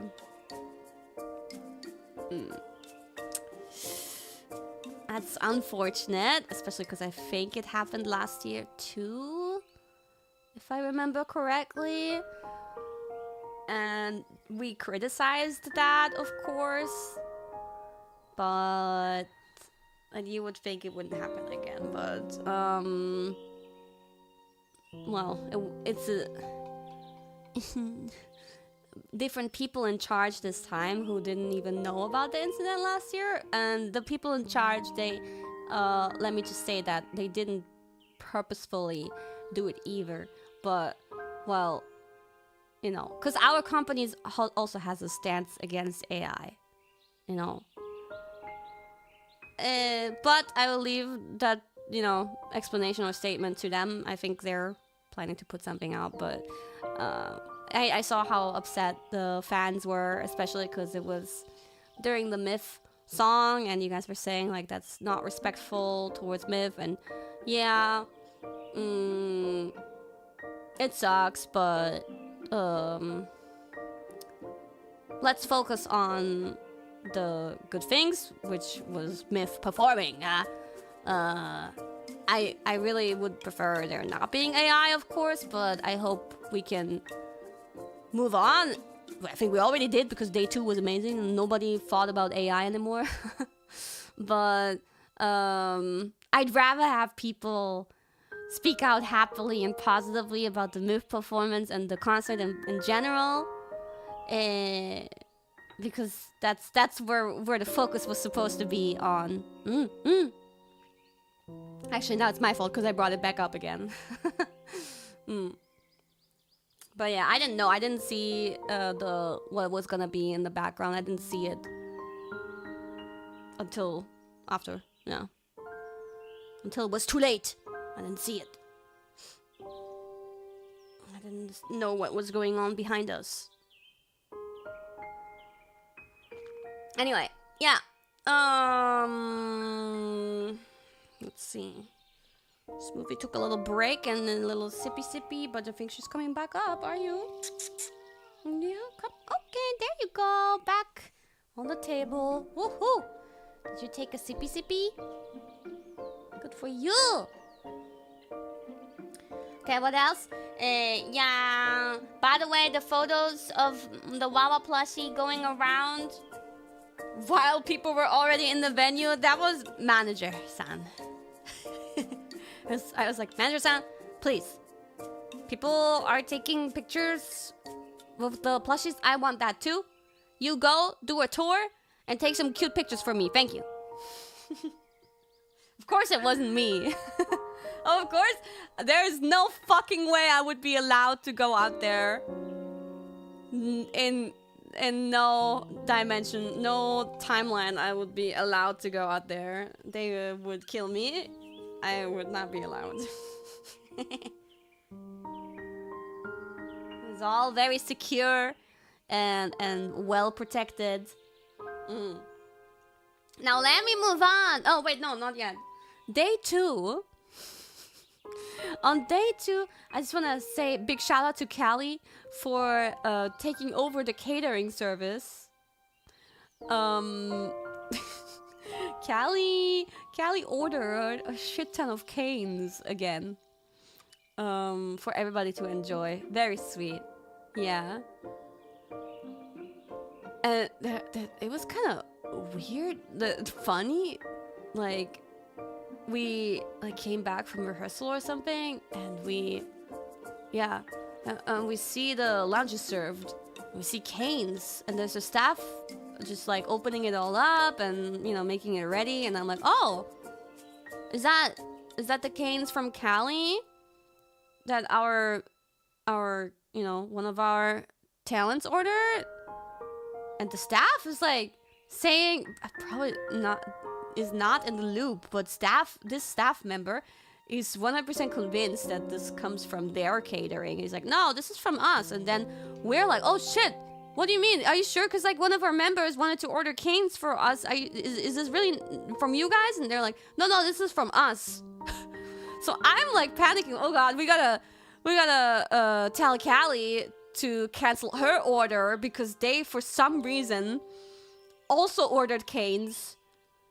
Normally they cook there. They don't order food. They cook there and bring it to us.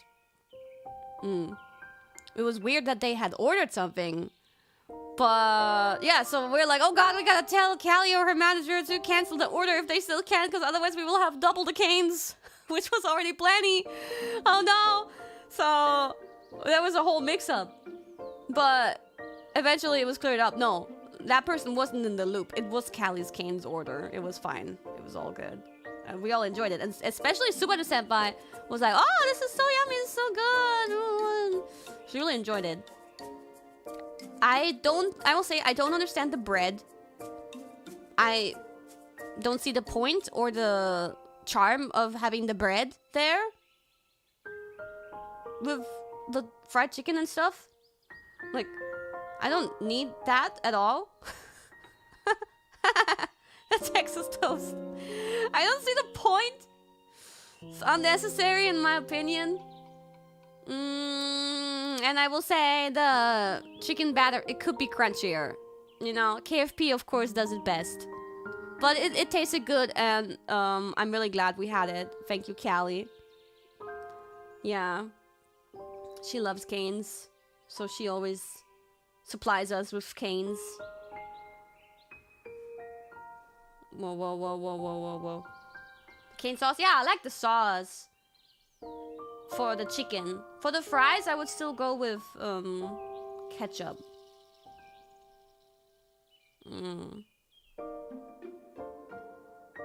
That's usually a problem when you get it delivered. So at the restaurant, it's more crunchy. Because it wasn't crunchy at all. It was like just the batter was just soft.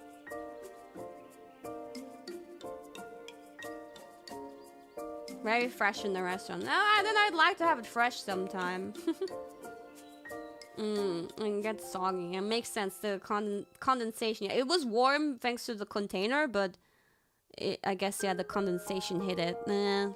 Okay. Yeah, that made it kind of mid. But if it's crunchy normally, then I have to imagine it like that.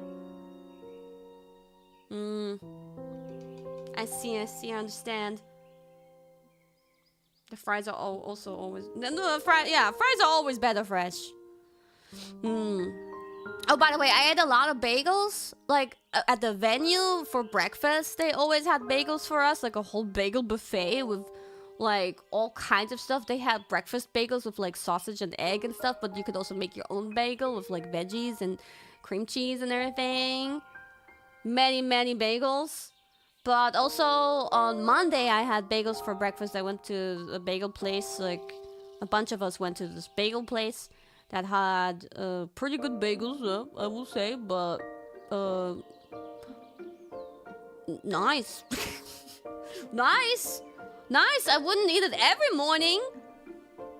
Honestly, I wouldn't even eat it in the morning. I would eat it as a sandwich for lunch or so. But pretty good. I like bagels. I mean, yeah, nice. So sandwich, it's like a bread. It's a thing. It's sandwich bread. Yeah, bagel is bread. I mean, it's not life-changing, right? It's just bread, and I like bread, and I like sandwiches. It just has a hole. Yeah, I mean, it's a bit more dense, yeah. And I had it toasted. I did have it toasted. So, it's bread. Period. And so, okay, let's talk about Monday. Monday, a lot of us did sightseeing. So, I wanted to take it easy though because I had to get up early every fucking day, even on Friday for work. And I was like, I at least don't want to get up early. But Fuamoko, Subaru, Raora were planning to do a bunch of stuff. Like Subaru Senpai had this whole huge plan, this whole list, millions of things she wanted to do. No way all of that was gonna work out as smoothly. She showed me her list and it had like time stamps and everything from that time to that time, and then she also had like 30 minutes of like moving time planned out and everything. But I was like, this is probably not gonna work out. But looks good, very ambitious. So I was just looking at her plan. Eventually I was invited to join them. And I was like, okay. I'm happy to join, but I don't want to be there from the beginning. I'll be there later. And then they had a bunch of people who were who joined them for some activity in the beginning, and then would leave. And then some of us would join their activities later, you know? So, but the main group was Fuemoko, Raura, and Subaru.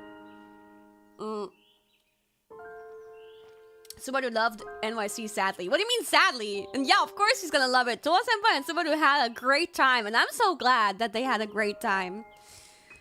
I think they got a great impression from America and New York and EN fans, and they were treated really nicely, and so it's all good, guys. Don't be like sadly. We should be happy. Now they want to come back.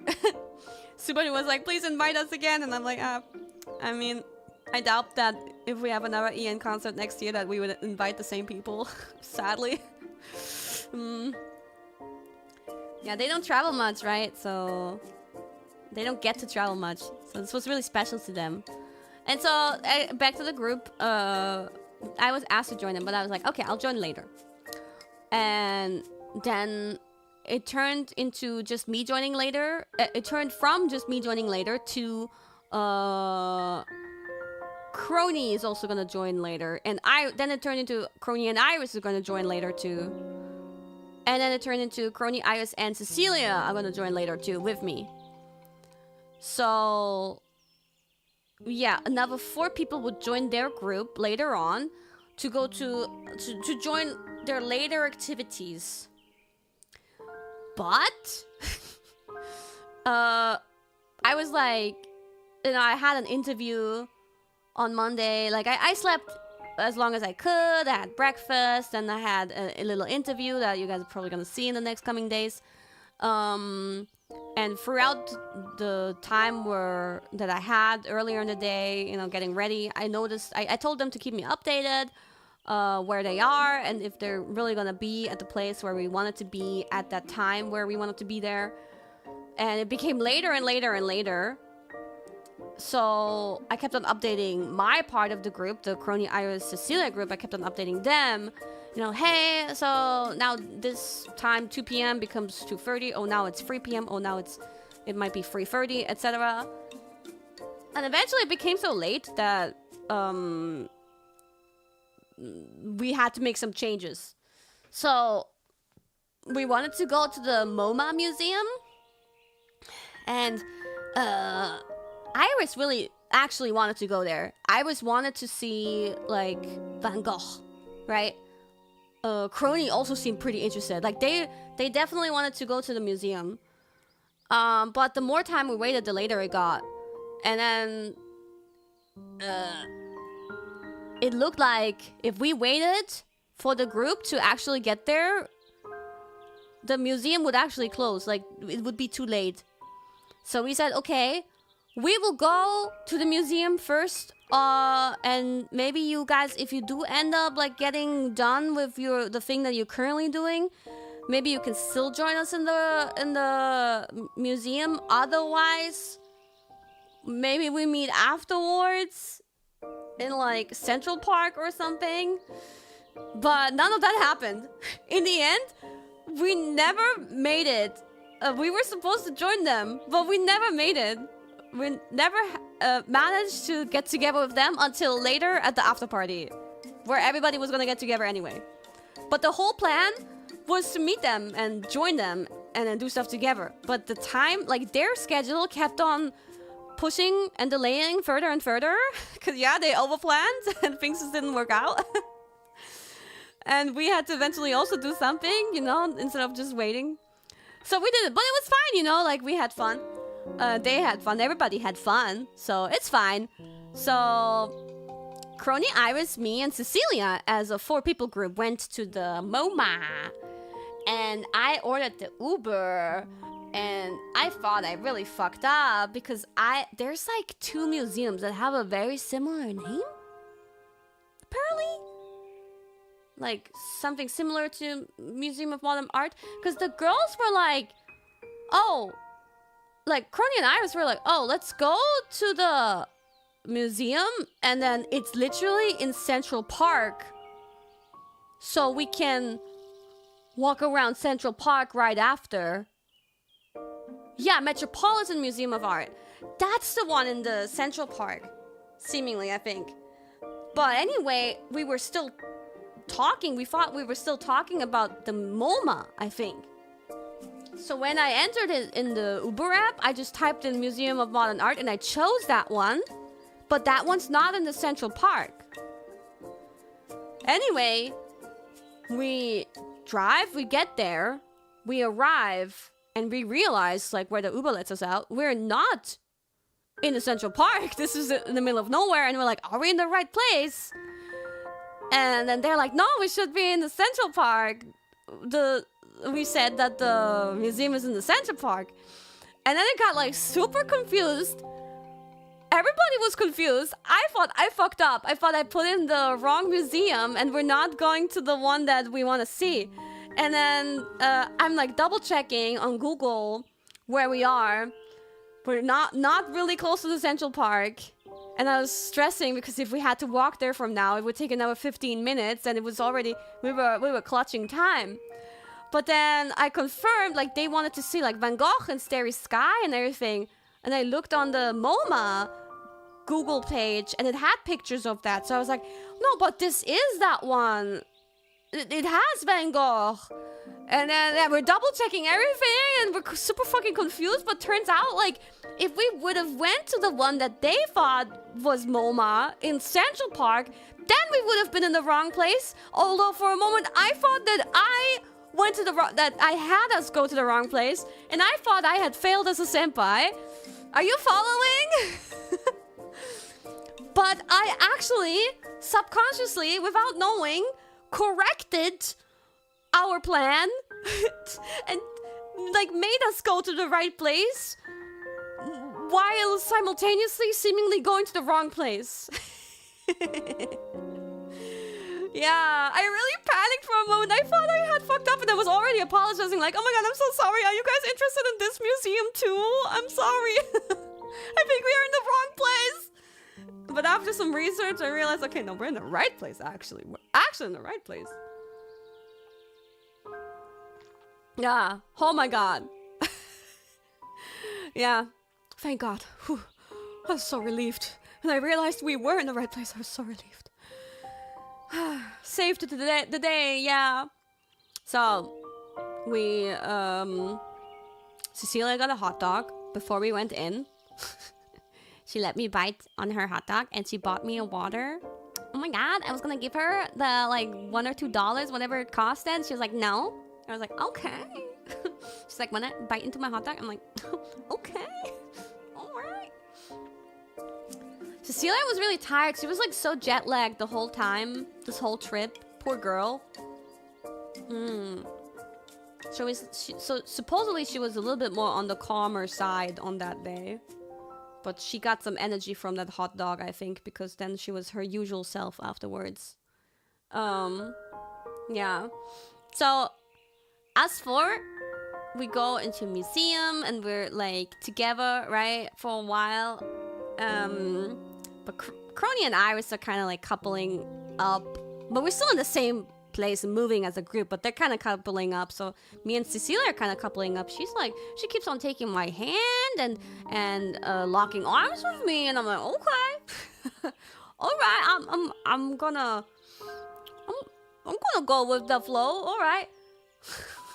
So like, oh, this is also one of the touchy type of members. I see, like, you know, we got some touchy members, we got some not so touchy members. She's a touchy member. Gigi is also very touchy. Gigi and Cici are both very touchy, is what I realized in that moment. I mean, honestly, last time I met with Cici, she also was doing that. Yeah, so she probably does that with anybody, right? Of course, like, I'm not special like that. That's fine. Like, she likes to hold hands and lock arms with people. Okay, cool. Yeah, but so we walk around like that, and then I was observing the different ways of how everybody was observing the museum. Cecilia, I don't know how to describe it, but she focuses, like, she goes into a room with several things, right? And she finds a thing that she's interested. She goes straight towards that, judges it. She's very judging. But the way she does it, it seems like she kind of... She said she doesn't know, she doesn't understand, she doesn't get it, she doesn't know, like, art and stuff like that. But she seemed like she does. The way she judges it seems like she kind of understands art and is kind of sophisticated. It was just, like, kind of different from the way I would go around the museum. And the way Iris would go, or Crony would go around the museum. And she was kind of rushing. Cecilia was kind of rushing through it. She would completely ignore many things in the room. And then just read, very focused, she would read the information and everything on one thing that she did find interesting. So, you know, Crony and Iris were kind of like going slower behind us. And I was like, oh, I can't leave Cecilia alone. So I kept on like rushing after her. And following her, and like, you know, we were going hand in hand anyway. So eventually we separated. And we lost Crony and Iris completely for the rest of the day. Like, we were in the museum for 1 hour or 1.5 hours. And we separated midway through because Cecilia was just going so fast and she was so locked in. It was fun. It was funny. Like, I got a little date with Cecilia. It was one-on-one time, and we just talked German the whole time. So that was chill.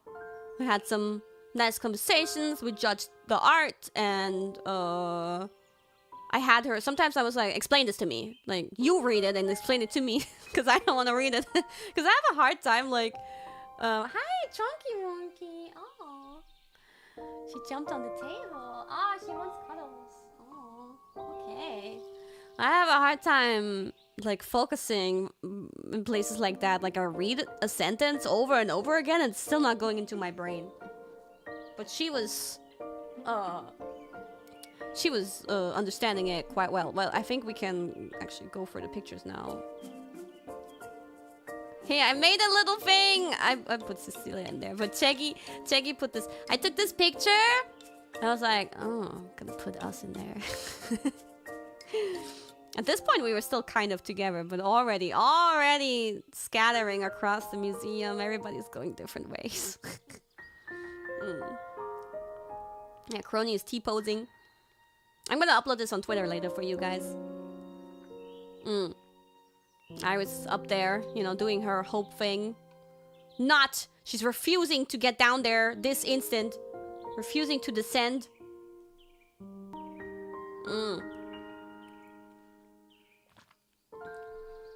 Yeah, you see Cece? She's just peeking. Because I couldn't get her model on time. So I just, like... I manipulated, like a foreigner does. I manipulated her official 3D image and I cut off her arm. And I put it closer to her and made her pose cutely. Here, let me show you. There she is! Tehe! Tehe pero. Iris has my hat. She stole my hat. She's looking down smugly. That's the picture. You'll get it later on Twitter. Meow. Foreigners love to manipulate. So, what was I gonna say? Where was I? Oh, I did realize, like, I meow. Come here then. Don't complain. Come back. I feel like me and Iris had the same kind of, like, way of looking and understanding art, aka not understanding. And then Crony was very sophisticated. She kept on, like, she had a lot of knowledge and lore. She knew some lore of, like, the artists and shared it with us. She flexed hard. She knew what she was talking about. Damn. I was like, oh man, you gotta go with Raden to a museum. And then Cecilia said she didn't know what she was talking about. But kind of, I don't know, what she was saying, it sounded kind of, like, sophisticated and knowledgeable to me. You know? Meow! No! Don't try to open the door! She's trying to open the door. No! No! Hey! Hey! She's jumping on the door handle. She wants my attention so bad. Yeah. But me and Cecilia, you know, when we had our alone time, we agreed that we didn't like the abstract art that much. We preferred, like, art where we could actually perceive things. Oh, we did see Klimt stuff and Van Gogh stuff and all kinds of cool stuff. So they have some pretty nice masterpieces in there.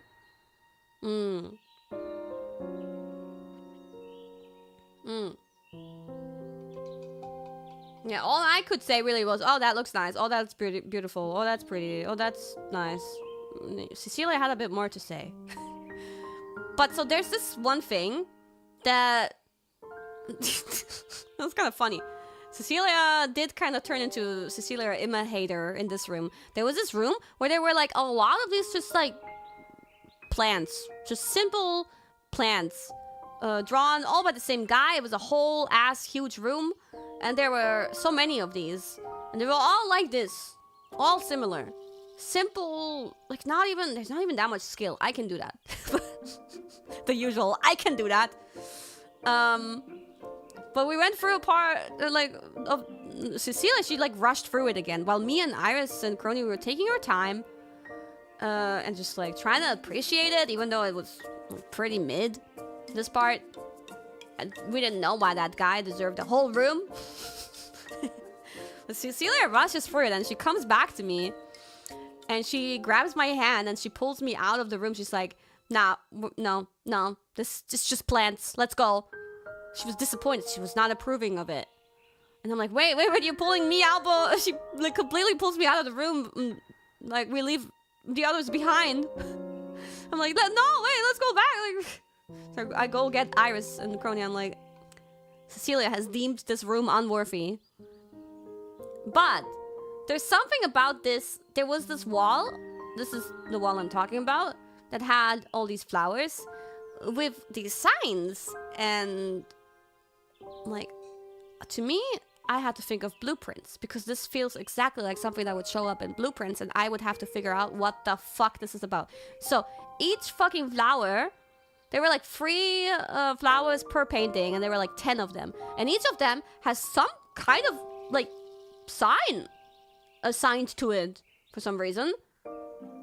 And then it says, like, okay, this sign with this flower, it's about willingness to sacrifice and sluggish determination during physical formation.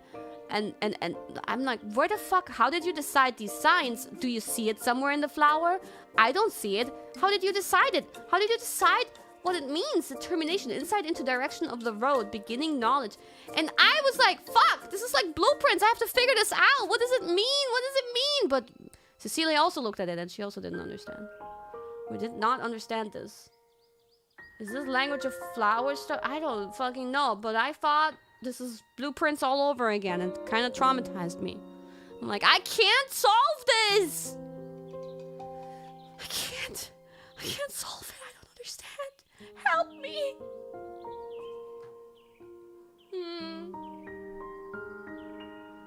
Okay, I'm petting Chunky Monkey a little bit because she really needs me. She wants me so bad. Yo. I was trying to look into it, but I didn't get it.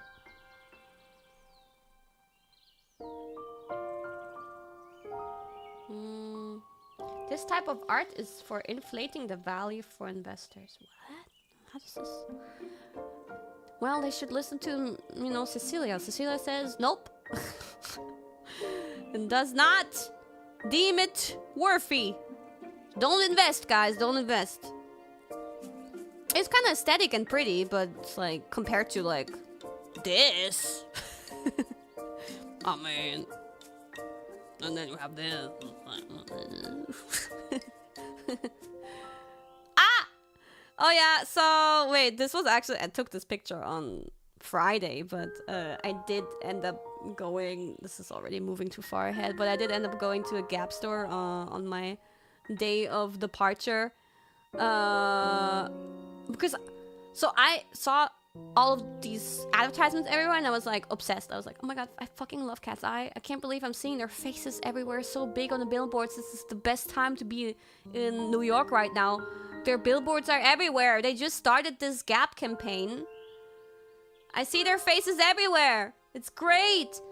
And then I saw on Twitter, like, people talking. My timeline is pretty filled with Cat's Eye, my algorithm.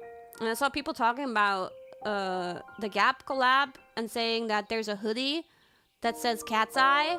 Saw a picture of it and saying it's like the Gap collaboration, but it's like America Limited. And why is it America Limited? We want it in other countries too, blah blah blah. And I'm like, wait, I'm in America, I can get this hoodie maybe.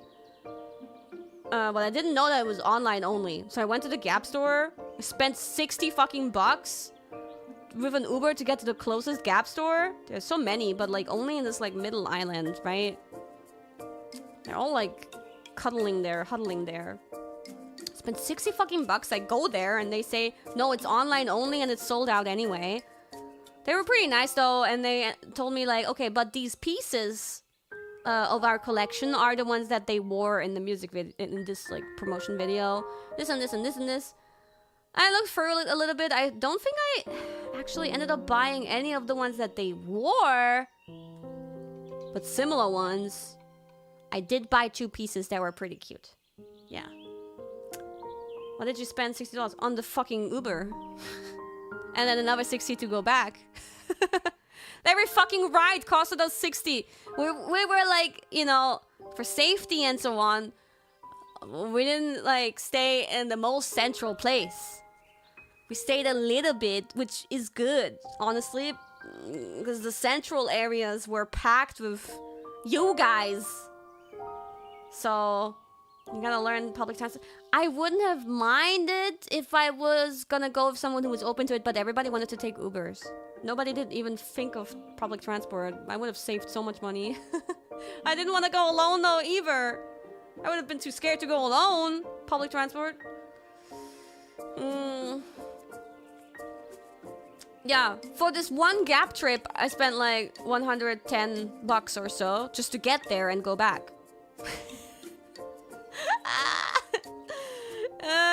It just makes no sense to me. It makes no sense, but it was worth it anyway, because was it worth it? I'm trying to cope and say it was worth it. I didn't even get the hoodie because it's online. But I'm coping. I'm saying it's worth it. It's worth it because I saw my girls, and I didn't see them in person, but I saw them on billboards, and it was pretty rad because they're hot, and the billboards are pretty big, and I didn't go to this one. I think there's probably one underneath these billboards, but didn't go to that one. Went to a different one. But there was a cool video playing inside the store too, yeah, on pretty big screens, and I was like, yeah, I'm supporting my Cat's Eye girls, so worth it, yeah, totally. No, maybe not worth it. Was maybe not worth it, but the items were pretty cool. The ones that I got, I mean, I don't have that many denim things besides pants, right? But I got some denim tops that look pretty nice. Yeah. Now what I didn't know, thank God I researched it, because I saw like a bunch of Gap stores and some of them were like Gap Factory. Thank God I looked it up. Gap Factory is something different than Gap. Gap Factory sells Gap things, but produced with less quality so that they can sell it cheaper, but supposedly it's kind of the same items, just less quality. Yeah, like therefore they can discount it. It's kind of silly, but it's also kind of smart. Thank God I didn't go to that, because I don't think Gap Factory has a Cat's Eye collab. Yeah. Oh, my throat really hurts. It's like burning from yapping so much. I keep on drinking, but it's not helping, guys. I'm sorry. I don't think I can read Super Chats today. My throat really hurts. Should have gotten throat candies. Oh well. Anyway, oh wait, too early. I mean, not really, but let me finish that day, Monday.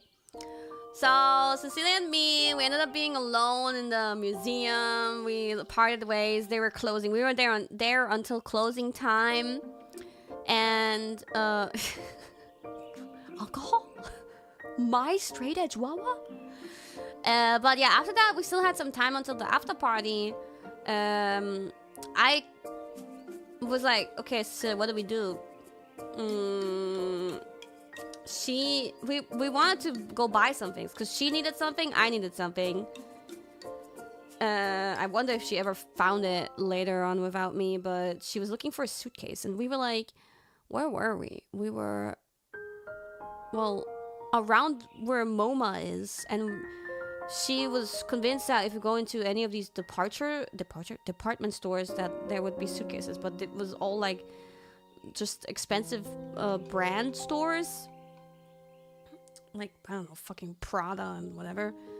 And even if they had suitcases, they would be really fucking expensive. And she wanted an extra small one. And we couldn't find it. We went through a bunch of stores. We couldn't find any.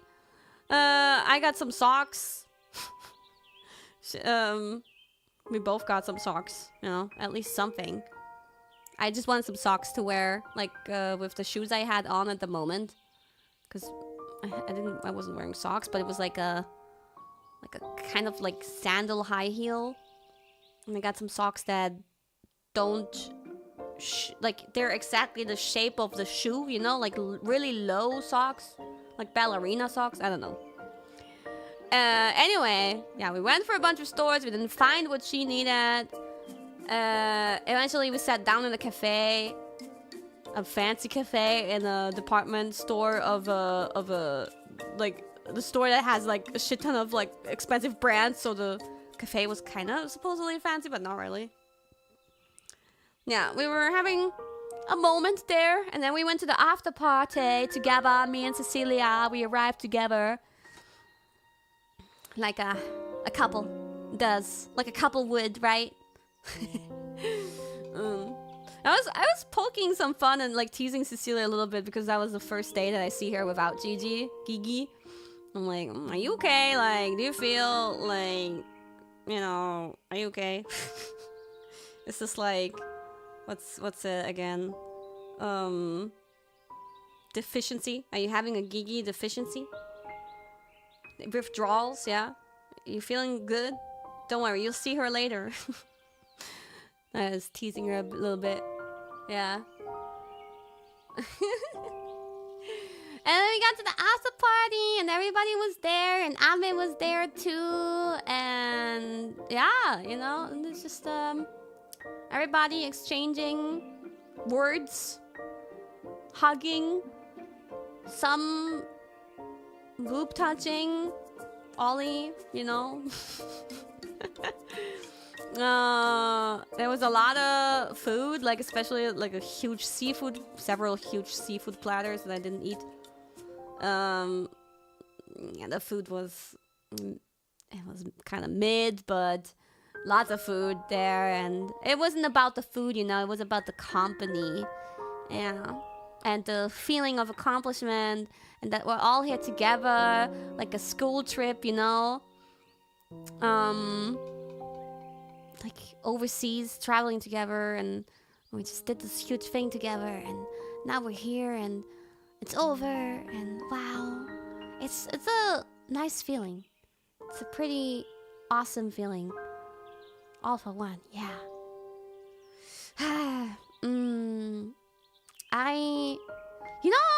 So we didn't end up getting together with like Furumoko, Raura, and Subaru, but damn, Subaru had so much shopping bags, so many shopping bags. She made every single one of her like members that went with her carry some of the stuff because it was just that much. It was that much. She bought so many bags. Fumoko and Laura also had to carry her stuff. Maybe she'll talk about what she bought in her own stream. Ultimate tourist. Yeah, I guess. And they also shared some more black licorice candy. Great, thanks. No need. Fumoko were obsessed both during the concert days and then on Monday during the after party. They were obsessed with making people try black licorice. The people who didn't get to try or weren't made to try on the concert days, they were hit by it during the after party. Some people liked it, some people didn't. It's like a strong split. Poor Towa, yeah, she also didn't like it. Towa senpai and Subaru senpai didn't like it. Yeah. But I was gonna say, like, whenever, like, I guess I don't do much collaborations and stuff with Furumoko, but whenever there's times like this at EN concerts or fest, I feel like I hang out a lot with Furumoko. Even backstage during the concert, usually we would be in the same room and like sitting next to each other on the sofa and hanging out together, and like, I don't know, we end up being together a lot of the time, and we get along quite well. So yeah, Furumoko, I got to spend a lot of time with Furumoko. I spent a lot of time with Laura and Ollie and Lisu and Crony and Iris and Cecilia. Those were the ones, and Ame, I guess, that I spent the most time with. Even after the after party, when we returned to our hotel, everybody came up to our rooftop there, and because the after party, it was very limited, like they only let us be there for like 2 hours, which felt pretty fast, and everybody still wanted to hang out with each other, so we all went to like our rooftop in our hotel, you know, and it was dark around us, and I don't know, it was kind of nice. And then Crony gave me an endless massage. She just kept on massaging me, never stopping, while she was yapping to Subaru senpai and to me. But I got my Crony massage. I'm satisfied. Gigi though, Gigi, why do I... Damn, like hearing everybody in person say Gigi to her maybe makes me say Gigi to... No, back to Gigi. Gigi, as I said, she's very touchy, and she would also like massage me all the time. Like whenever she stood nearby me, she would start massaging me. I appreciate it very much because she's actually good. She's pretty good, has a good grip. But like, do you guys know this meme? I'm not exactly sure what I'm thinking of, but I feel like I've seen some kind of meme or image before of like somebody getting like really uncomfortably close to you. What am I thinking of? Like, okay, that's probably not enough information to go off of. But like, not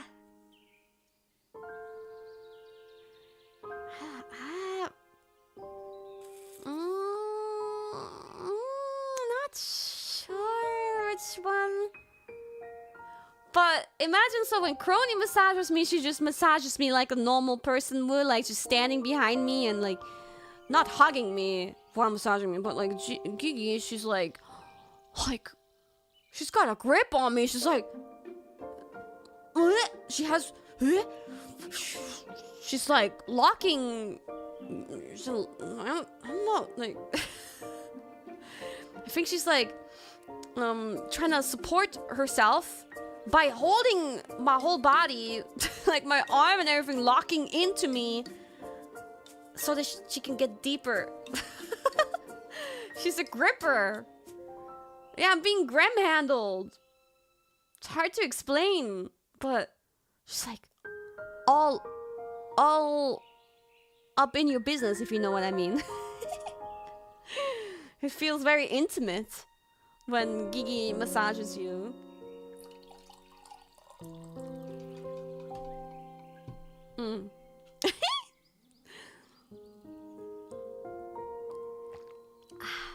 But yeah, she's pretty good at massaging. I wouldn't mind receiving more, but I also wouldn't have minded spending more time with her.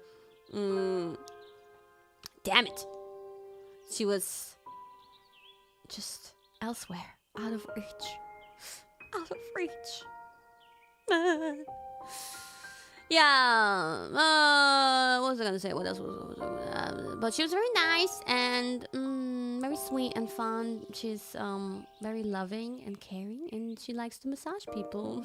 And I like people who unpromptly massage people. What else? Yeah. We were chilling. I was catching up more with Ame, what she's been up to. Yip-yapping. Ame had some gifts. I said it already on the first day, but yeah.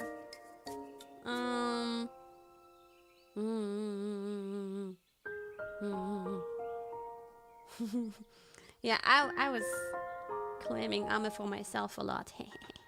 No, but she got to talk with everybody, and she got along really well with Susie and Gigi. She was talking a lot to them. And Raura too. Oh, I also talked and hung out a lot with Elizabeth, of course. Like we get along really well. We also shared the same like transport on our departure. So we had a lot of comfy time together.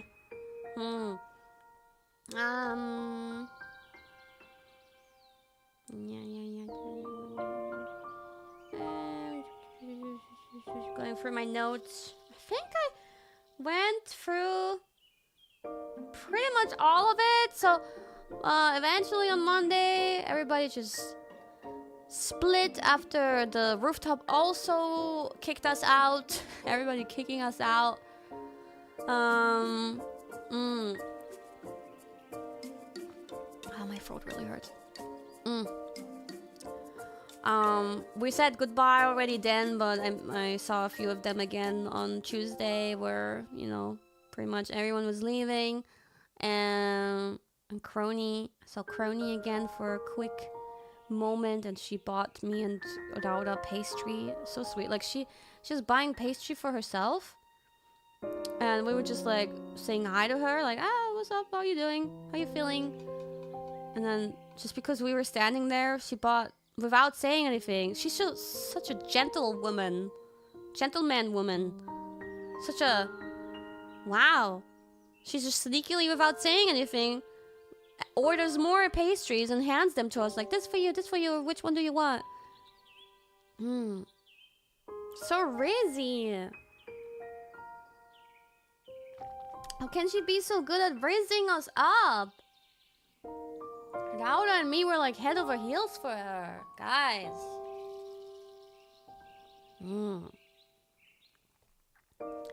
Yeah.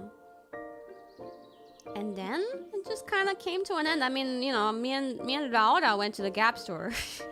I had Laura accompany me to the Gap store, and that was all I could really do on that day. And then we had to like leave, and yeah, and then I left, and then I got onto my airplane. It was really smooth. I mean, there was some delay, pissed me off a little bit. But everything was smooth. My whole travel was pretty smooth. I upgraded myself on my way back with the minimum bid. I tried to bid as little as possible. It always works. So I could sleep comfortably.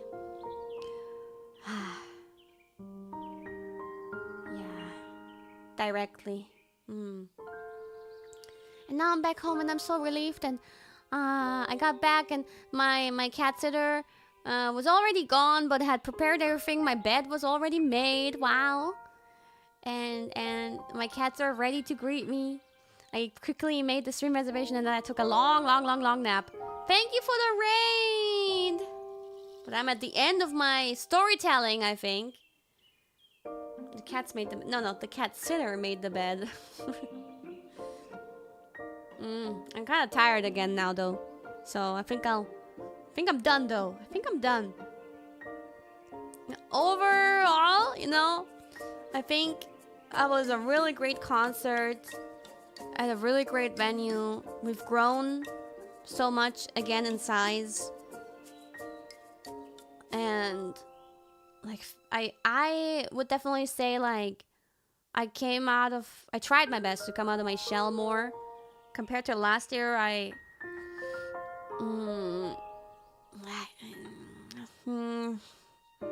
not gonna bring it up, but last year just didn't go so well for me on a social point of view. But this time, I was like, okay, I'm gonna try to hang out as much as I can with people, socialize, and you know, backstage also be social, and try to involve myself, push myself into situations even. And yeah, I had a lot of good bonding opportunities. Really always so happy for times like these where suddenly our bond grows so much faster. And it's kind of shocking that it's over now. So it all happens so quickly, but I saw you guys having the time of your life too.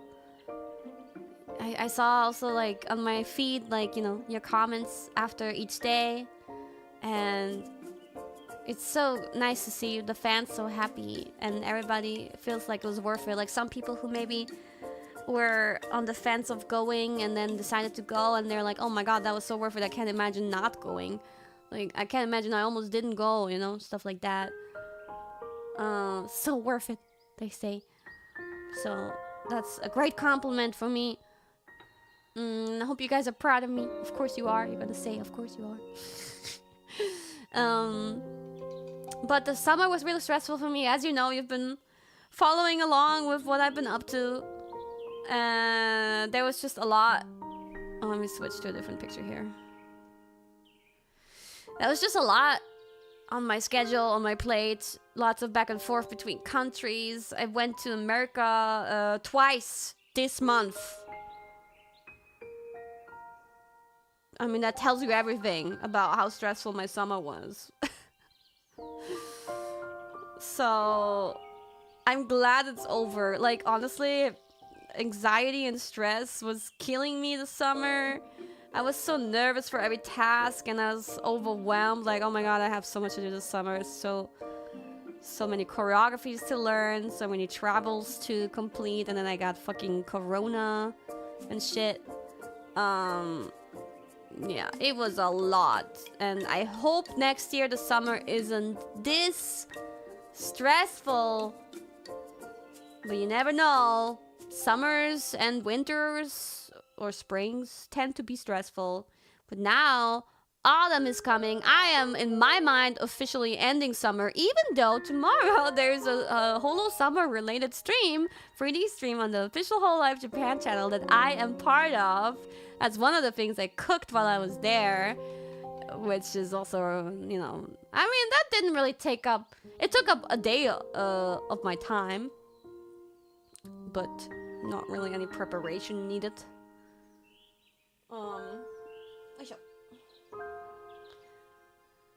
Yeah, what was I gonna say? But yeah, even though that's happening tomorrow, for me, I'm like closing this chapter now happily. I just want to close off. For me, summer is over.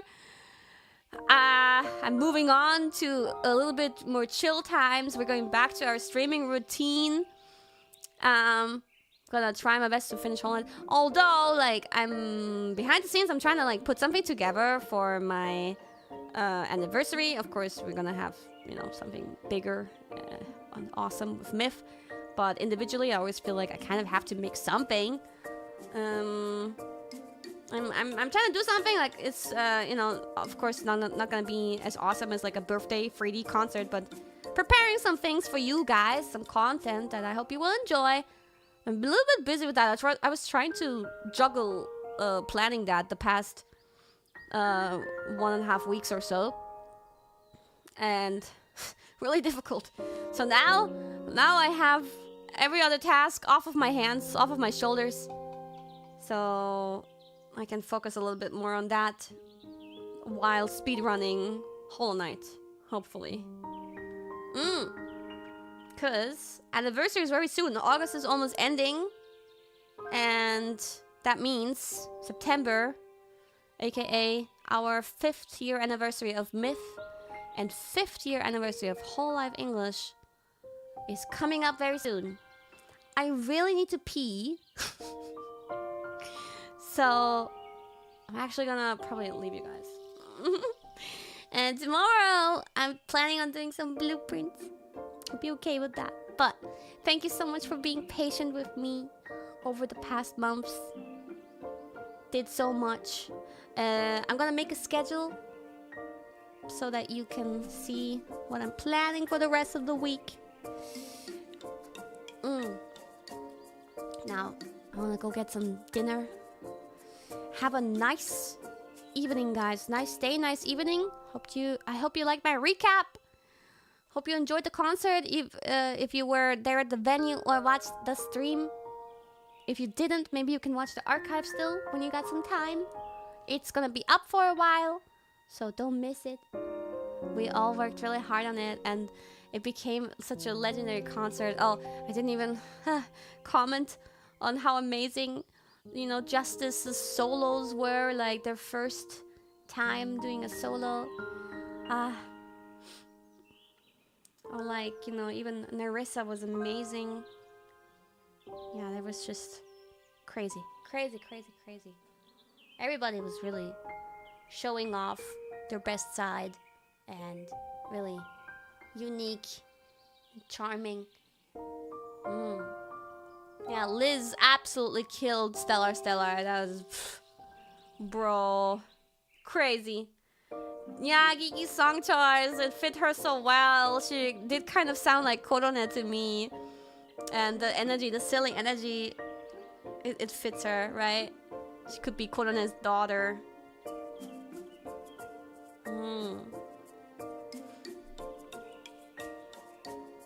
Yeah. Oh, and like CC suddenly pulling out the violin in the middle of the unit song that they had. What the fuck is this magic? She suddenly she has a fucking violin in her hands. Are you crazy? That was beautiful and so unexpected. So many memorable moments. I know. That's what I'm saying. But I hope for you guys, the most memorable moments were the ones that involved me. I love you guys. Thank you for your support. In German we say Auf Wiedersehen. Sorry for not reading super chats. I still want to order some food before it's too late. See you tomorrow. Love ya. Otsu, all for one.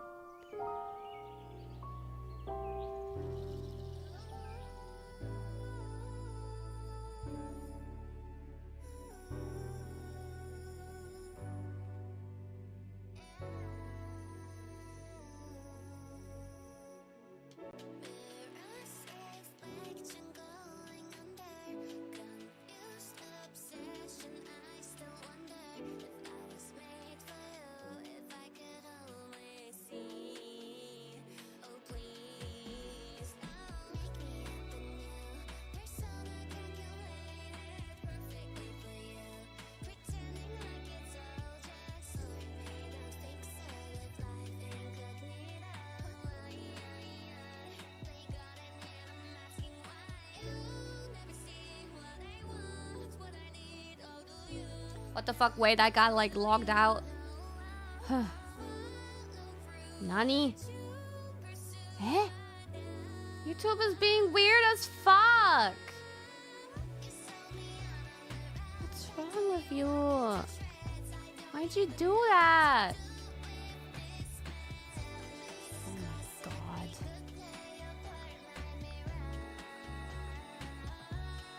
He just locked me out and like logs me into a private account, and then it's like messing with me, not letting me go back and switch. But okay, I got it now. Stupid YouTube.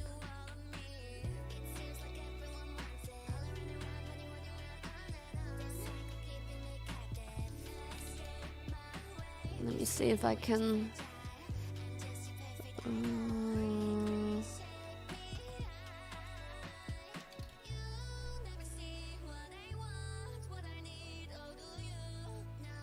Is that not an option?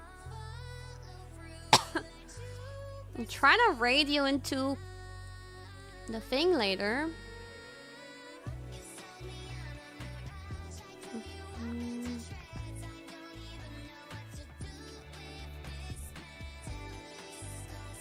Ah, yes!